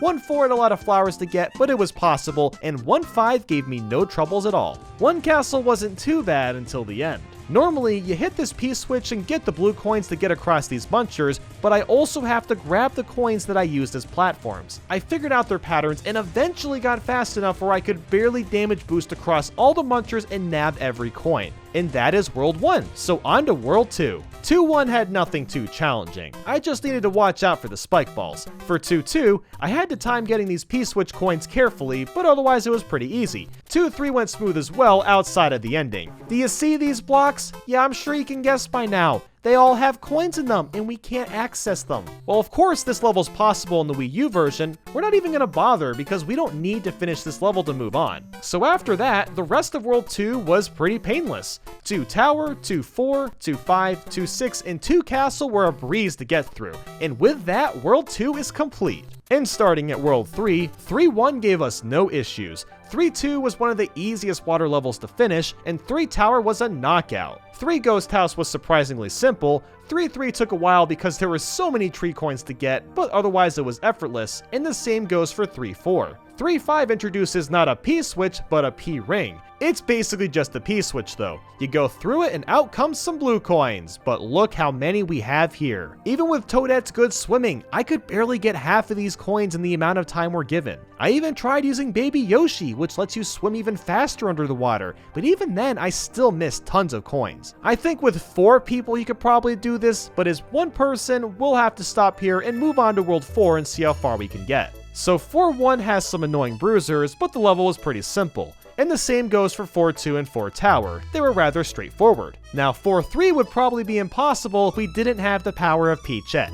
After getting these P-switch coins, we still have to get these coins on the bottom. By using a couple of jumps and very carefully floating, we can use Peach's extra jump or her safety jump, in which you automatically get launched up when close to a pit. After a few tries, I eventually got all the coins doing this. 4-4 was another level that was no issue knocking out, and 4-5 made me realize just how many coins there are on these rolling circles. I had to wait for quite a bit to get every coin, but alas, it's more than doable. 4 Ghost House had me weary of the coins that flew out of the walls, but otherwise it was an easy level. And 4 Castle seemed like a piece of cake, but it actually isn't. That's right, all of these freaking blocks have coins that the Thwomps can get, but not Mario. So obviously, this level is out of the question. We could attempt this on the Wii U version, but we don't need to because there's a secret exit that's open for us to try. So on to 4 Flipris. And this level was really easy, and that allows us to skip World 5 entirely and move right to World 6. 6-1 is easy as pie as long as you have ice balls. 6-2 is a bit nerve-wracking because of the Porky Puffer, but overall it's not too bad.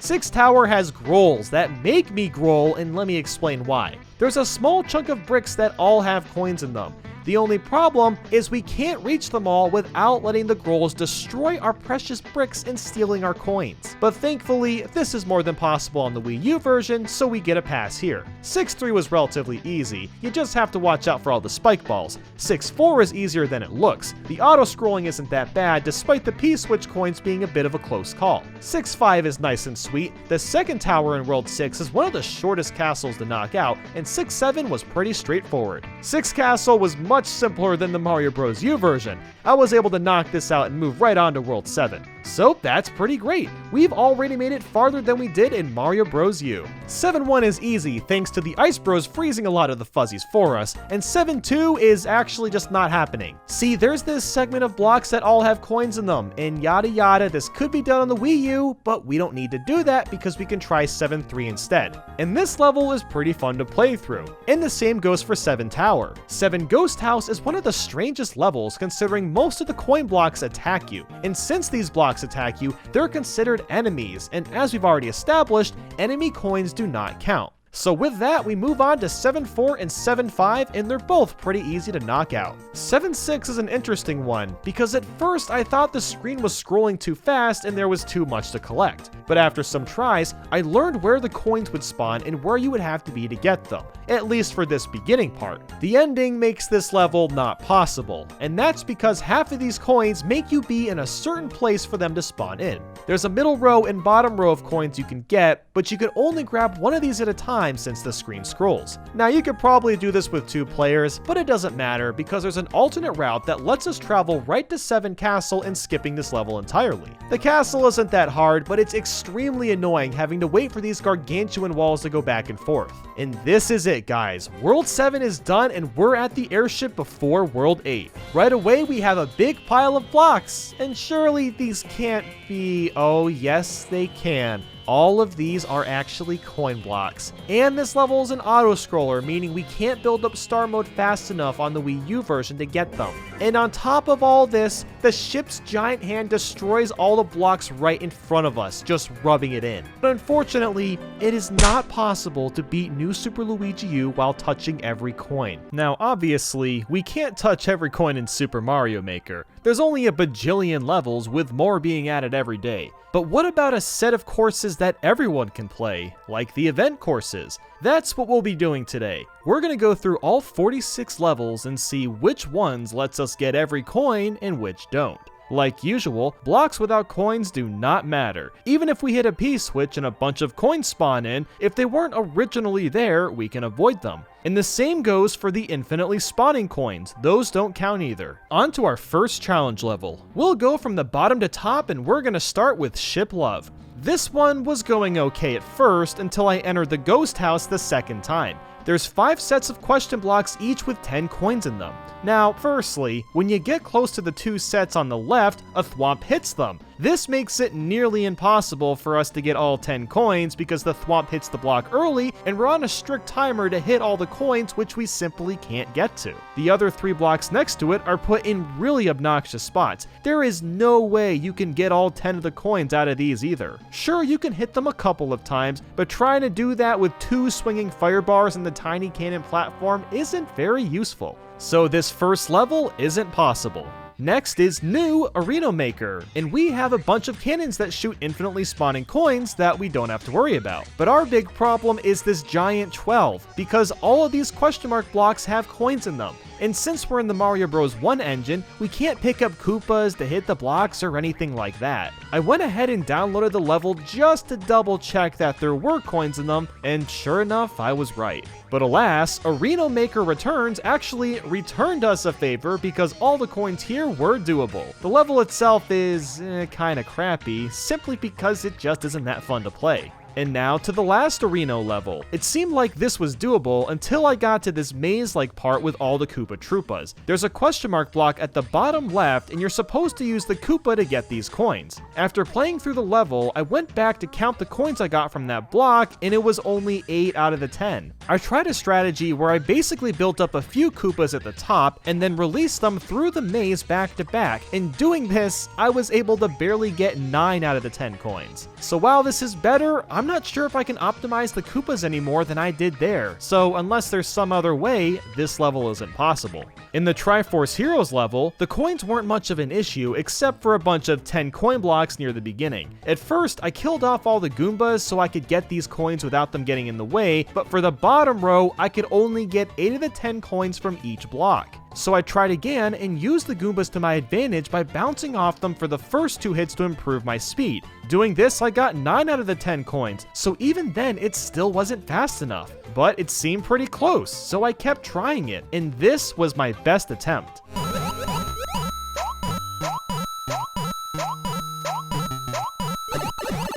I feel like that was pretty optimized, and still only got 9 coins from both. So unfortunately, here's another level that we can't do. Next was the Super Mario Kun 25th anniversary level, and this excited me because we're finally using the new Super Mario Bros. Engine, which will utilize ground pounding to help with blocks and the propeller mushroom for traveling. And then we ran into this giant sea. While we could hit all the blocks on the outside, there was no way to destroy the ones on the inside. It's too bad the clown car isn't the fire-breathing one, since that can blow up blocks, but all we have access to is the normal clown car. This level straight up clowned us.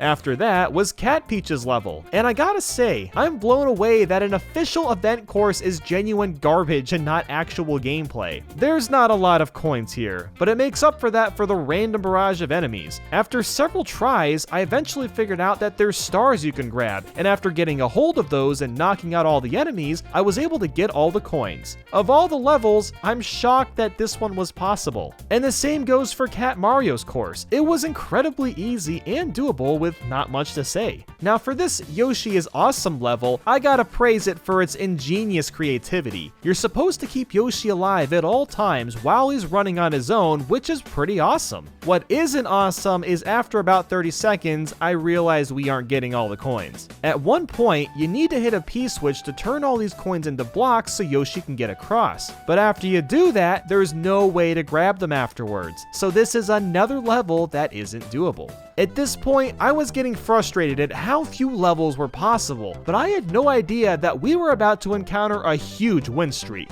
Starting with PAX West 2015 Omegathon Final Road, there was almost no coins to collect, outside of the infinite spawning ones coming from the Lekatu. An NES Remix, Mario & Luigi Paper Jam, Mercedes-Benz Jump and Drive, Mario Hills, Nintendo Badge Arcade, Belch Base, Welcome to Saturn Valley, Captain Toad Treasure Tracker, NES Remix Super Mario Bros. 2, and NES Remix Excite Bike were all a breeze to play through. So we just had a nice long win streak there. But then came Southwest Air Adventure. This one was really annoying, starting with this section where you can find a group of coins surrounded by a few spikes. Trying to jump around these spikes while not getting hit and avoiding the Koopa was a pain in the butt and took quite a few tries to get down. But then I went ahead and bit and saw a huge row of coins at the very bottom of the stage. You're supposed to use a P-switch to travel from door to door, but we have no way of grabbing this row of coins, so this level isn't happening. But fear not, because Ku, featuring Yamamura, was really pretty painless, and the same goes for Adventure in Sarasaland and Paranormal Research. Next, we have 4 contest courses from Tokaiji 2016, and the first level of this was really fun and really easy to grab every coin. The second level went okay until I got to the end. There's another long row of coins on the very bottom of the screen that we can't reach. The third level went pretty well, and so did the fourth one, wrapping up all the contest courses. Up next was I Choose You, which is of course a Pokemon themed course. The first store I chose was Charmander, and he completely ruined it for us. His entire sculpture looks cool, but it's all made out of question mark blocks, which we can't hit. Come on, Charmander. You really gotta do this to me? Following this is a level name I don't even want to try to pronounce, but it has 2 different paths you can take for this one, and both of them let you get all the coins. The next level with a similar name also had a split path. I tried going left and ran into a bunch of question mark blocks. Like a lot of previous levels, it's impossible for me to hit question mark blocks that are surrounded by other blocks, so this level is also a no-go. Within 10 seconds of Barbara and Tomatoland, it was already confirmed not possible, as there's a huge row of coins at the bottom of the screen with no way of getting them all.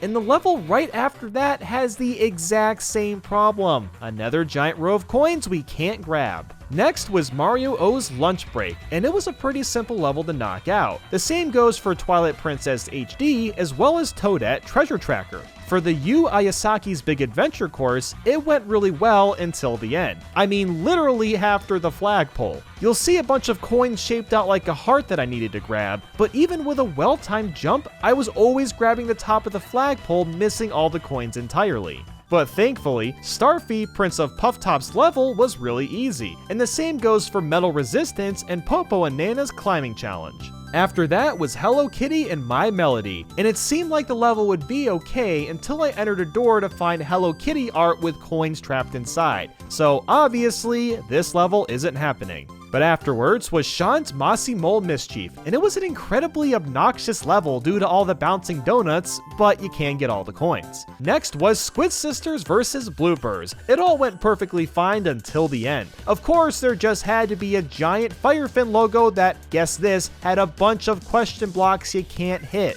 But at least the walk-in with Undo Dog level was really simple. Getting all these coins were a cakewalk. And Dr. Kawashima's athletic training was going okay, but of course we were stopped by blocks we just aren't allowed to hit in the Mario Bros. 1 engine. Admittedly, it's funny that this structure is shaped like a headless guy that you can poke the dog's head on, but come on. And finally, on to the last level. It's from the Nintendo World Championships held in 2017. This was an extremely fun level, and believe it or not, all the coins here were actually possible to grab. So there you have it. That's all the event course levels completed. Of the 46, 30 were possible and 16 were not. I'm pretty surprised at how many we couldn't complete. It really made me realize that Super Mario Maker levels really weren't built for collecting coins. They're built purely as levels to run through and nothing beyond that. Which does make sense because coins don't really have a value in this game. I've done this challenge with every new Super Mario Bros. Game, so it was only due time to try this with Super Mario Bros. Wonder. The objective is to beat the entire game while collecting every coin. These include all the yellow and purple coins. It's not as simple as it sounds though, because this game complicates things a lot, and that's thanks to the badges. Of all the badges, the boost ones are what's causing a conundrum, and that's because multiple badges offer different ways of getting coins. The coin reward gives you 3 extra coins for stomping on enemies, the add exclamation blocks adds a bunch of blocks to every stage, and most of these blocks have coins, and finally, rhythm jump gives you coins for jumping to the beat of the song.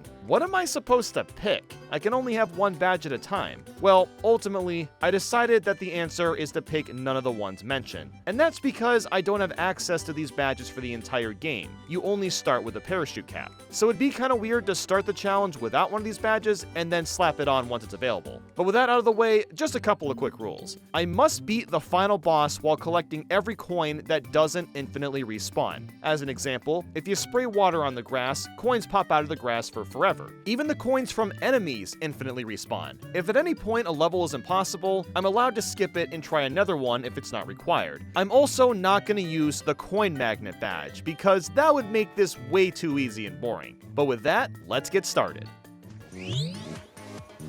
I'm actually pretty excited to be doing these again. It's been quite a while. The very beginning of the game, before the intro cutscene even begins, there is a handful of coins to collect. After Bowser turns into a castle, we enter our first level in World 1. Mario Bros. Wonder structurally operates the same as most Mario games, but also has a ton of differences. For one, you may have already noticed that there's no timer. The timer has been a huge dilemma with previous challenges, so I'm super thankful to not have to worry about that. When you hit bricks this time, you just get the coin automatically. That's also nice because in previous games, the coins would spill out and sometimes be difficult to grab in time. But I can already tell that I'm gonna run into 2 main issues. One, this game is brand spanking new. That means there's no way for me to be able to access a map to see which pipes are accessible and where the invisible coins are located. So that means I'm gonna be testing every single pipe in the game to see if there's hidden areas, and I'll also be jumping around in the air a lot looking for invisible coins. So that's gonna be a bit tedious. And 2, you'll notice a ton of flowers and bulbs all over the place. I need to water every bulb and touch every flower that I see, because most of the time, they're gonna have important coins for me to grab. Another wonky thing about this game is the Wonder Seeds. Now, Wonder Seeds change up every single level to some capacity, which is really cool, but it'll likely run into problems for this challenge. Even for this first level, I got all the coins during the Wonder event, but then when it was over, I had to turn around and get all the coins and blocks that I missed. So there's probably gonna be cases where I'm forced to play levels twice to get all the coins, but I completed the first level after a bit of time. Moving on to Piranha Plants on Parade, it's worth bringing up the enemies' coins again. I actually wasn't sure if I need to get their coins at first or not, but after killing this respawning plant over and over again, coins just kept coming. After getting 5 in a row, I can confirm that enemy coins are not required for this challenge, but I will get them for the heck of it for any enemies that I do kill. I also decided to wait to get the Wonder Seed, and then once I started it up, I found a bunch of new purple coins on the ground. There's also coins in these rainbow note blocks, which means I'm gonna need to step on every single one. Moving on to the next stage, we've got the Skedaddlers. These guys were a little inconvenient, because most of them were holding on to our almighty coins. I also discovered that moving these pipes would give me coins, which means that even solving rainbow random puzzles will probably reward me with coins too. I'm just gonna need to be really aware to not miss any. The Wonder Effect once again had its own unique coins compared to just playing through it normally, which means that I'm basically gonna be playing chunks of all these levels twice. Another thing to mention is that Elephant Mario is super helpful. His trunk attack knocks out a lot of enemies and breaks through blocks and objects swiftly, so we'll be using our thick lad for a lot of this challenge. Then it was time for Bowser to told me how proud he was that he was a castle, and then we moved on to the open world section.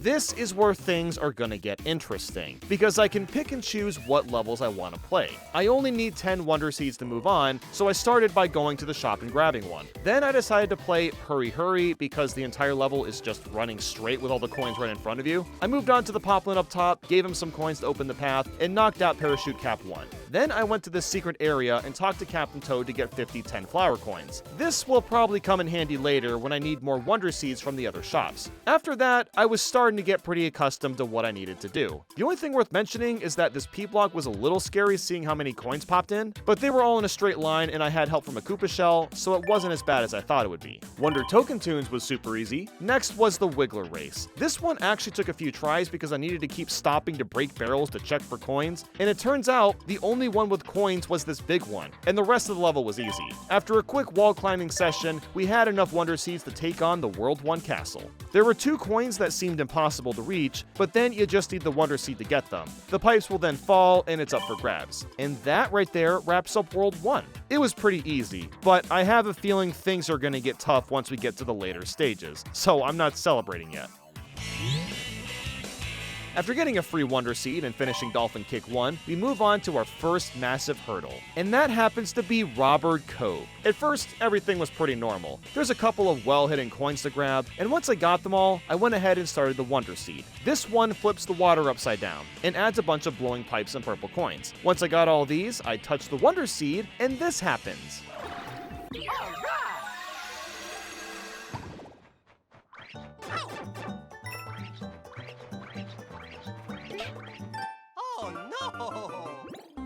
Yeah, I have no idea what to do about this. There are so many freaking birds that not only hit, but also grab their coins. And that's just the beginning of my problem. Even if I were to hit all the birds, there's a small island with water surrounding it. This water leads to a pit, which means there's a good chance that these coins will despawn entirely before I even have any chance of collecting them. So I tried again, and instead of using the Dolphin Kick, I switched to the Parachute Cap so I'd be able to easily move around. I was able to hit a few birds with this method, but it's way harder than it looks. You still fall fairly fast, and there's so many birds to worry about. In fact, I counted them out. There's 12 different birds, which means there's 36 coins to grab. With practice, this is probably possible, but I also need to have godlike luck that the coins don't fall into the abyss and also don't disappear. So I just kept going at it. I left the level to get some elephant suits simply because I'd have a bigger hitbox this way, and I can also use this trunk to grab coins and hit the birds. And I kept trying over and over, and I was slowly starting to figure out where the birds were going to be, and getting a pretty good rhythm down. The main culprit was, again, just the coins, especially the coins on the left because they kept sinking into the water. After about an hour or 2 of attempts, this was my best run.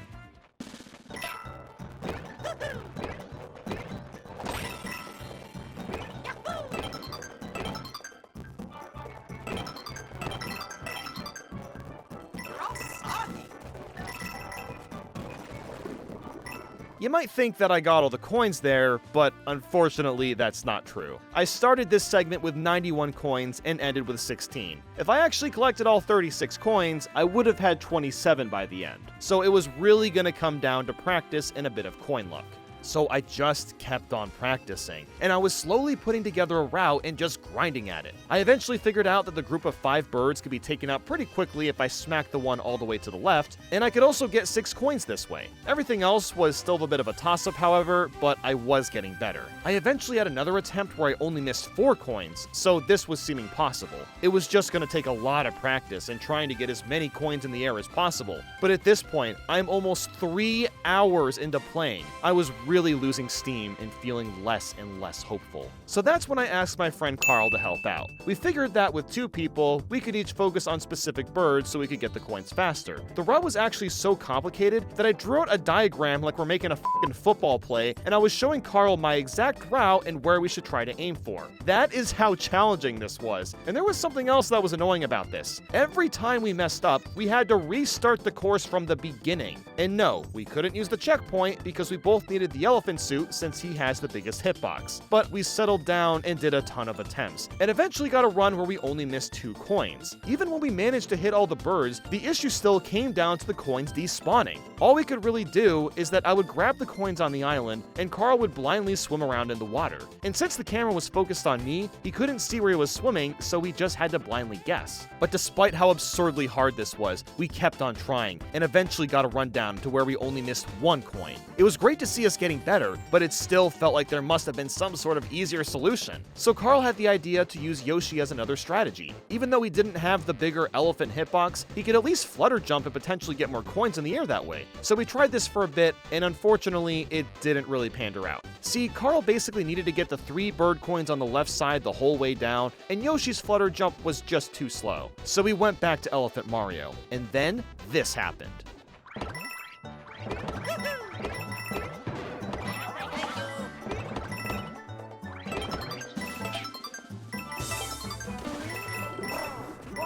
Oh my god, we actually freaking did it. Look at this. We started the level with 79 coins. At 36, you end up with 15. If we slow down this run, you can see exactly why it worked. Carl got 4 of the 6 coins and died. I got the middle and right ones and brought him back to life. He went back to the left and got 3 more. I hopped on the rest of the birds, and Carl got 3 more coins on the very last bird, while I just barely hit this bird to knock his coins to the ground. So counting my solo attempts and our attempts, this took 6 hours. Wow, I haven't gotten that stumped on a coin challenge in several years. That was truly wild. So after that, the rest of Petal Isles was pretty simple. But I did want to point out something in Bluebird Roost. This is the first place you get the bubble power-up, and you probably know that putting enemies in bubbles turns them into coins. However, like I said earlier, enemies spawn an infinite amount of coins, so I don't need to bother getting their coins either. This level was much more straightforward, and after that, I was on my way to World 2. At this point, I really had no idea when things were going to get hard again. It could come up at any time, honestly. Thankfully, World 2 had a strong start. I knocked out Wall Climb Jump 2, Puzzling Park, Out My Way Valley, Con Darts Away, Floating High Jump 1, and Up and Down with Puffy Lifts. Then came Fluff Puff Peak's Flying Battleship. Oh god, it's our first auto-scroller, and it's on a linear path, so I can't skip this level. The first half isn't that bad though. There aren't that many coins to grab, but once we get to the checkpoint, all hell breaks loose. You see all those Bowser blocks? You see all those bullet bill cannons? Yeah, they all have purple coins in them, and I have to get them all somehow. And the only way to break these blocks is with Bowser's laser from the Wonder Effect. The only problem with this is that I'm stuck in an auto-scroller, and the lasers are painfully slow to fire. This means I have to somehow get all the purple coins from the Bowser blocks while also getting the coins high in the air. And also, why the heck do bullet bill cannons have purple coins? Were they added here because the developers knew I'd do an all coins challenge and wanted me to suffer? And look at the coins! They fly out of the Bowser block. But strangely, the Bowser block purple coins always fly out in the exact same spots, so at the very least, I know where they're gonna be. But Bowser's laser, again, it is so freaking slow. The only feasible way I can do this is to access the Wonder Flower as early as possible and make sure Bowser doesn't miss a single laser shot. But sometimes, I have no choice but to miss a laser shot because he'll just randomly shoot faster? Why does he take 2 seconds to fire sometimes and then like half a second? It makes no sense. In fact, I got a game over because I kept getting hit by the laser or by the other enemies. So I went back in and I got a backup suit, and I also swapped to the floating high jump badge. A problem that I was having before was getting the laser to hit this top Bowser block, because for whatever reason, it's the only one that has purple coins in it. So this badge made it a bit easier to get up there. But even then, this was so ridiculously hard to route. But I got this down to a science. Ground pound this top block immediately, grab the coin up top and chuck fire to the right, grab all the coins from that box in the fire flower, and wow, the Wonder Seed is on the ground. And then from there, it all came down to very carefully manipulating Bowser's lasers. I finally had an attempt where I only missed 5 coins. The ones I missed was a group of 4 up in the sky and then one at the very end of the segment. I also eventually figured out how Bowser's lasers work. They only fire when he sees Mario, so it's not actually random. This means that I kind of have control of when he fires, which is nice, and this led me to get almost every coin except one box. At the very end, only the top box has coins, but my movement was sloppy and the laser hit the middle and bottom one instead. A few attempts later, it looked like I actually got all of them, but checking over my footage, I actually missed one because of a despawn. But it didn't matter. I was feeling up to it now. The perfect run was gonna come at any time. I was fired up and ready to rock.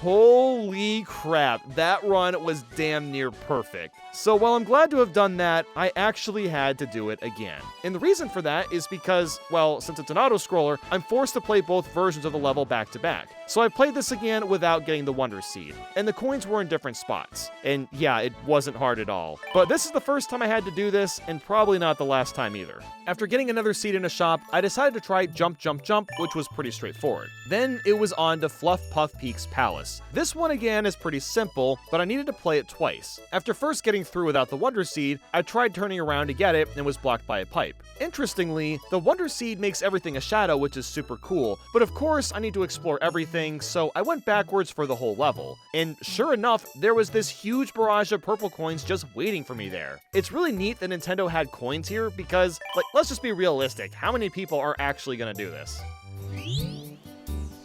But once I finished that, I was done with World 2. So I knocked out Dolphin Kick 2 and Swimming in Petal Isles. World 3 had a pretty good start as well. I cleaned up an Empty Park, the Hoppy Cat Trial Hop Hoppin' Away, Unreachable Treasure, and Crouching High Jump 1. In fact, the entire world was almost a cakewalk. The Midway Trial, Hop to It, and the Sugar Star Trial Across the Night Sky were slow but painless. But the last level, however, the final trial Zip Track Dash, had a bit of a catch. It was another level that I had to play twice because of how the Wonder Seed was placed, so when I was going for the Wonder Seed route, I found 4 rows of coins that were super spread out and almost impossible to grab with just one person. After a couple of tries, I busted out a Joy-Con and turned on Player 2. The movement for this level was much more simple than the other one in Petal Isles we were stuck on, so I just went two-hand mode with the controllers. It took quite a bit of attempts to get used to the setup, but I figured out that keeping the bros close together meant that I could hit the jump and the down button at the same time. So then it just came down to getting a perfect run. Not the craziest challenge ever, but it was a bit of a doozy.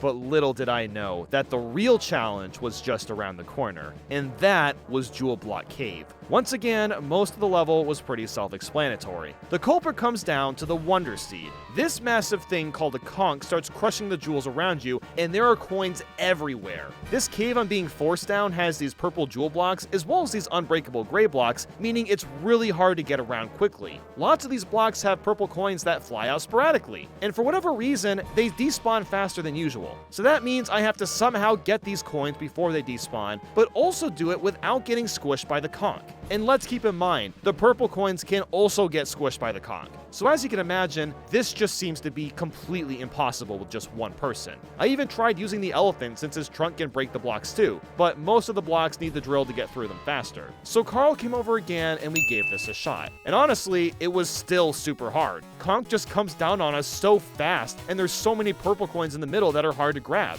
Our first strategy was that I'd get the coins on the left and he'd get them on the right, but we just didn't have time to get them all. all. So then we added a third player to the mix, but this was just an empty controller set up as a dummy. And we had slightly better luck, but Nabbit wasn't really helping that much with grabbing coins. He was getting maybe 2 or 3 per attempt, but we needed more assistance than that. This is when I got desperate and switched to using my feet. This is not something new on this channel. I've beaten entire games with only my feet, so this just came naturally. All I would do is just move my toe left and right while working on coins, and also work on coins on the left side. And miraculously, this made a huge difference. We had an attempt where we only missed 3 coins somehow, but that was kind of a fluke. After even more tries, it just wasn't working out. Thankfully, another friend of ours, Aaron, was free today, so he came over and we got used to how Mario Bros. Wonder played. And that is when this happened.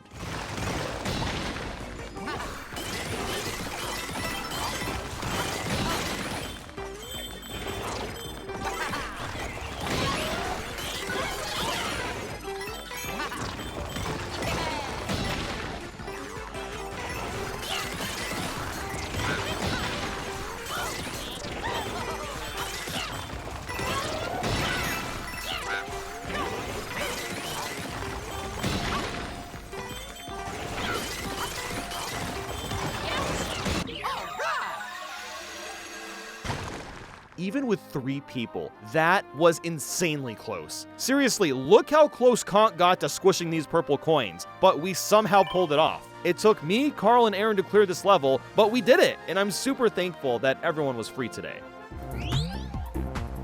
But now I can finally move on to World 4. I started things off with Parachute Cap 2, and while it was a bit feisty at the end, it wasn't that hard to complete. And the same goes for the rest of World 4. I had a lot of easy ones to knock out. These include Ninja Jump Party, Pipe Park, Raise the Stage, R-Mods on the Roll, Treasure Vault, Valley Full of Snoodles, Crouching High Jump 2, Bouncy Tunes, and Sunbaked Skirmish. All that was left now was Sunbaked Desert Palace, and this one was a cakewalk, which means that we've officially finished World 4 and can move on. Although, oh god, no, not another airship? Oh my god, Petal Isles, why are you doing this to me? On my first run though, I only counted 3 Bowser blocks, which means that when I have to replay this with the Wonder Seed, I only have to break 3 compared to like 20. So I'm no longer that worried. I played the level again, and it actually only took 2 tries. There were purple coins in the Bowser boxes, but it was so few that it wasn't that hard to get them. And once I got to World 5, things were sailing smooth. I knocked out Up Shroom Down Shroom, Beware of the Rifts, Tumble House, an uncharted area Wubba Ruins, Grappling Vine 1, another uncharted area Swaying Ruins, and finally, a final uncharted area Poison Ruins. Somehow, all of World 5 was stupid easy. I only retried the last level a couple of times, and that was it. But after World 5, we need to knock out a couple more levels in Petal Isles before we can get to the last world. And Ma Ma Mouthful wasn't too bad. Muncher Fields was also pretty simple.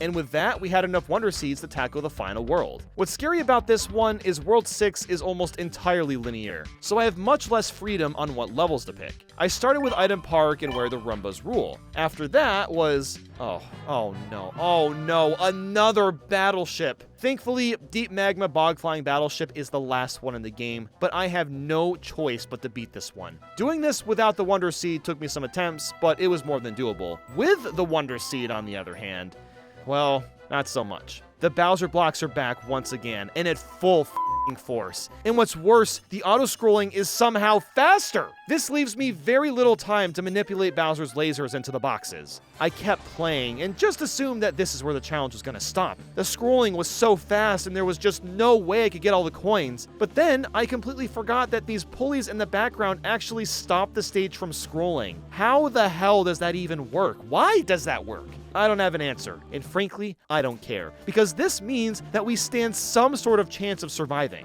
Now, just because I can somewhat stop the scrolling did not stop this from being incredibly infuriating to route out. As usual, the purple coins from the Bowser blocks erupt everywhere, and there was this one on the left that had a very obnoxious purple coin that would always fall into the pit, so I had to be super aware of that, and of course, there's a freaking Mecha Koopa that's in the way on top of all this. So I had to get rid of the Mecha Koopa, pull the lever, and and manipulate Bowser's lasers while somehow collecting purple coins that spread all over the goddamn ship. And guess what? The stupid Mecha Koopa comes back to life if you take too long, making this level even harder than it already was. I know it might not look that hard, but believe me, the coins spreading so far is what makes this take so long. They despawn so quickly, so you're trying to constantly pull the lever while getting the coins, while also hitting Bowser blocks. But eventually, I got this run.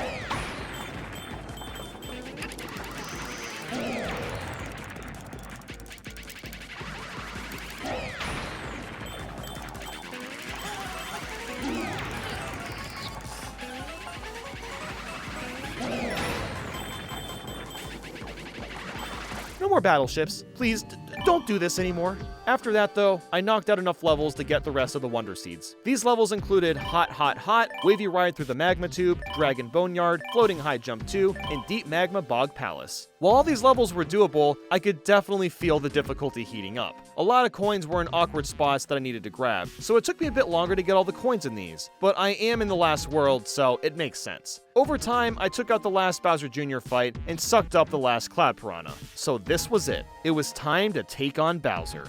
Well, almost. Bowser has a few levels of his own before I can actually fight him. And lucky for us, they didn't put up much of a fight. I got through Missile Meg Mayhem, High Voltage Gauntlet, Evade the Seeker Bullet Bills, and Knucklefest Bowser's Blazing Beats. Again, these levels weren't easy to play, especially because of the Wonder Seed, because it had more Bowser Block purple coins. But thank God it was way easier to grab them since I had more open room and could blast the boxes open myself instead of waiting for Bowser's lasers. But then I was at the man himself. The one and only Bowser that, for whatever reason, got really into Eurobeat music. Interestingly, there's actually coins to get during the final boss too. Every time you hit him or hit his hands, a few purple coins fly out. But that's it. Once you do that and stomp on Bowser's big button-ass brain, I can confirm that it is possible to beat Super Mario Bros. Wonder while touching every single coin. But of course, we're not done yet. There's a lot of levels I've skipped, so I'm gonna go back and try them all out and see what other ones are also possible. Heading back to World 1, Bull Rush coming through wasn't too bad, but I did bust out a second controller. That's because there's one section with a Wonder effect that requires one person to be on the bottom and one on top. So after doing that, we were good. Roller Koopa Derby also had one tricky section. After getting the Wonder Seed, I fell down and missed a bunch of coins spinning in the air. At first, I didn't know what to do, but all I needed was to switch to the parachute cap, and then I was able to grab them all. It was still scary trying to not miss any, but it was more than doable. But Swamp Pipe Crawl was a piece of cake, and so was Angry Spikes and Sinkin' Pipes. Bull Rush Express had some scary P coins to grab, but with Elephant Mario, it's more than possible. Springs in the Twilight Forest was a fun and easy one, but Cosmic Hoppos is a different story.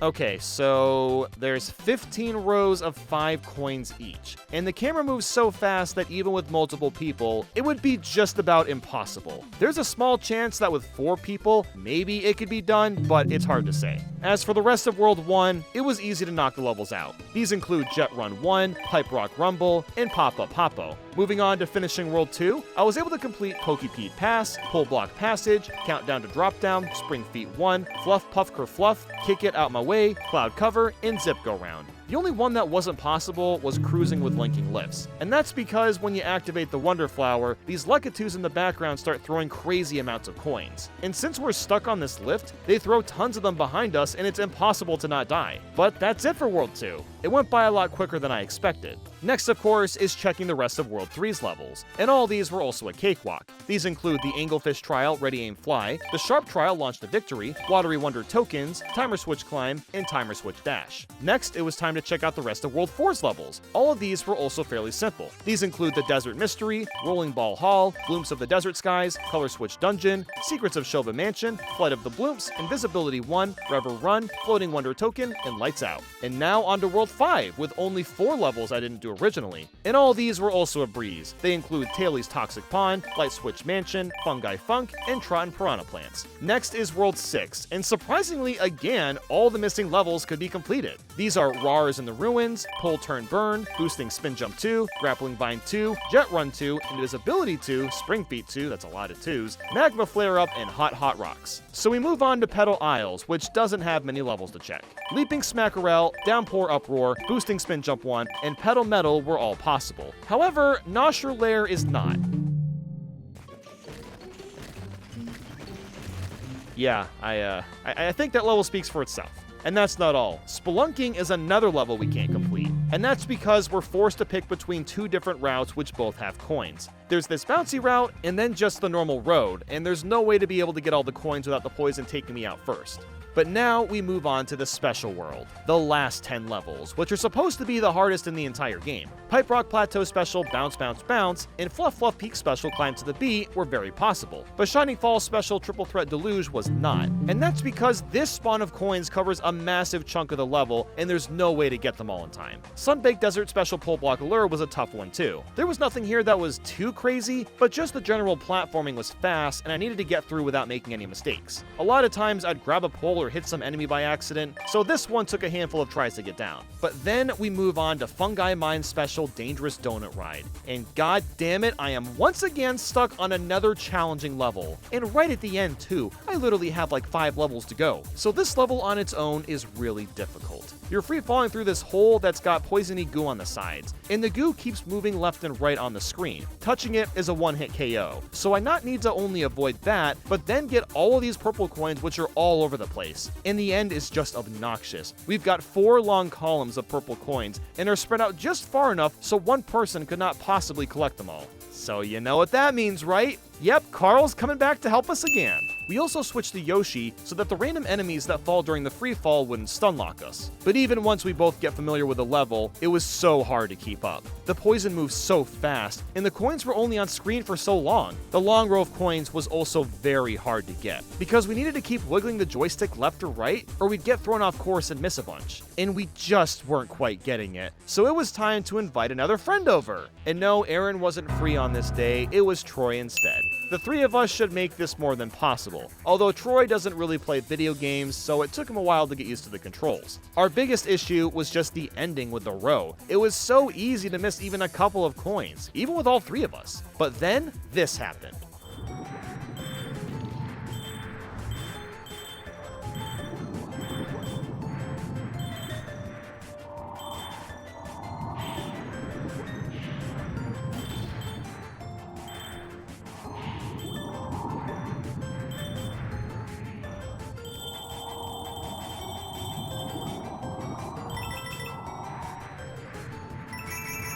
Good lord, that was hard. Please have mercy on my soul, Mr. Video Game. I'm right at the end here. Okay, so Deep Magma Bog Special Solar Roller was pretty simple, and so was Petal Isle Special Way of the Goomba. Next, we've got the semifinal Test Piranha Plant Reprise. And, well, it was fine at first. There weren't that many coins to grab, but then we get to the end, and oh my god, come on! Why does the end of the stage have this huge group of triangle coins? Really? So Carl hopped in again, and we both got familiar with the level. For this to be possible, we were both gonna need to be Elephant Mario to have the biggest hitbox. But what makes this level so freaking hard is the auto-scrolling. At the end, it gets insanely fast, to the point where you're almost forced on the left side of the screen. And because of this, we're given very little time to react to the jumps we need to make. Now, with practice, of course, we were slowly getting better at this, but it was still just so brutally hard because of how little time we had to grab these coins. We eventually figured out that if we're spaced slightly apart, then it's a bit easier to grab the coins. I would do short hops while Carl would spin jump in the back, and this surprisingly made our runs more consistent, but it still didn't help that much. So we were looking at the badges, trying to see if anything else would help, and that's when I remembered the coin magnet. And even though I've banned that badge, I wanted to see how well it would work. And wow, would you look at that, we got all the coins using it. And that is why I banned it. You know what, I'm taking a break from this one. We'll come back to this level later. For now, I wanted to try the last 2 levels, one of those being the Final Test Wonder Gauntlet. This level is so damn cool, and it didn't have any hard to reach coins at all. And after that was the final Test Badge Marathon. Again, another super fun level without any coins that are too difficult to reach. I did learn something though. Apparently you're able to ground pound the spring and it moves farther. That's an interesting thing to note that I did not do because I learned about it after beating the level. But honestly, that, I like making this level harder for fun. But when that was done, we went back to the semi-final level. Carl had an interesting idea of both of us doing spin jumps instead of just regular jumps. That felt like something that wouldn't work well, but it was actually a fantastic suggestion. In fact, we were now getting runs where we only missed 1 to 3 purple coins from changing this one part of our strategy. Just being in the air for slightly longer due to the nature of how the jump worked made a huge difference. I also spent some coins at the shop so we could properly count out if we got them all or not. We invited Troy over once again, just in case, got some elephant suits, and then got to it. And that is when this happened.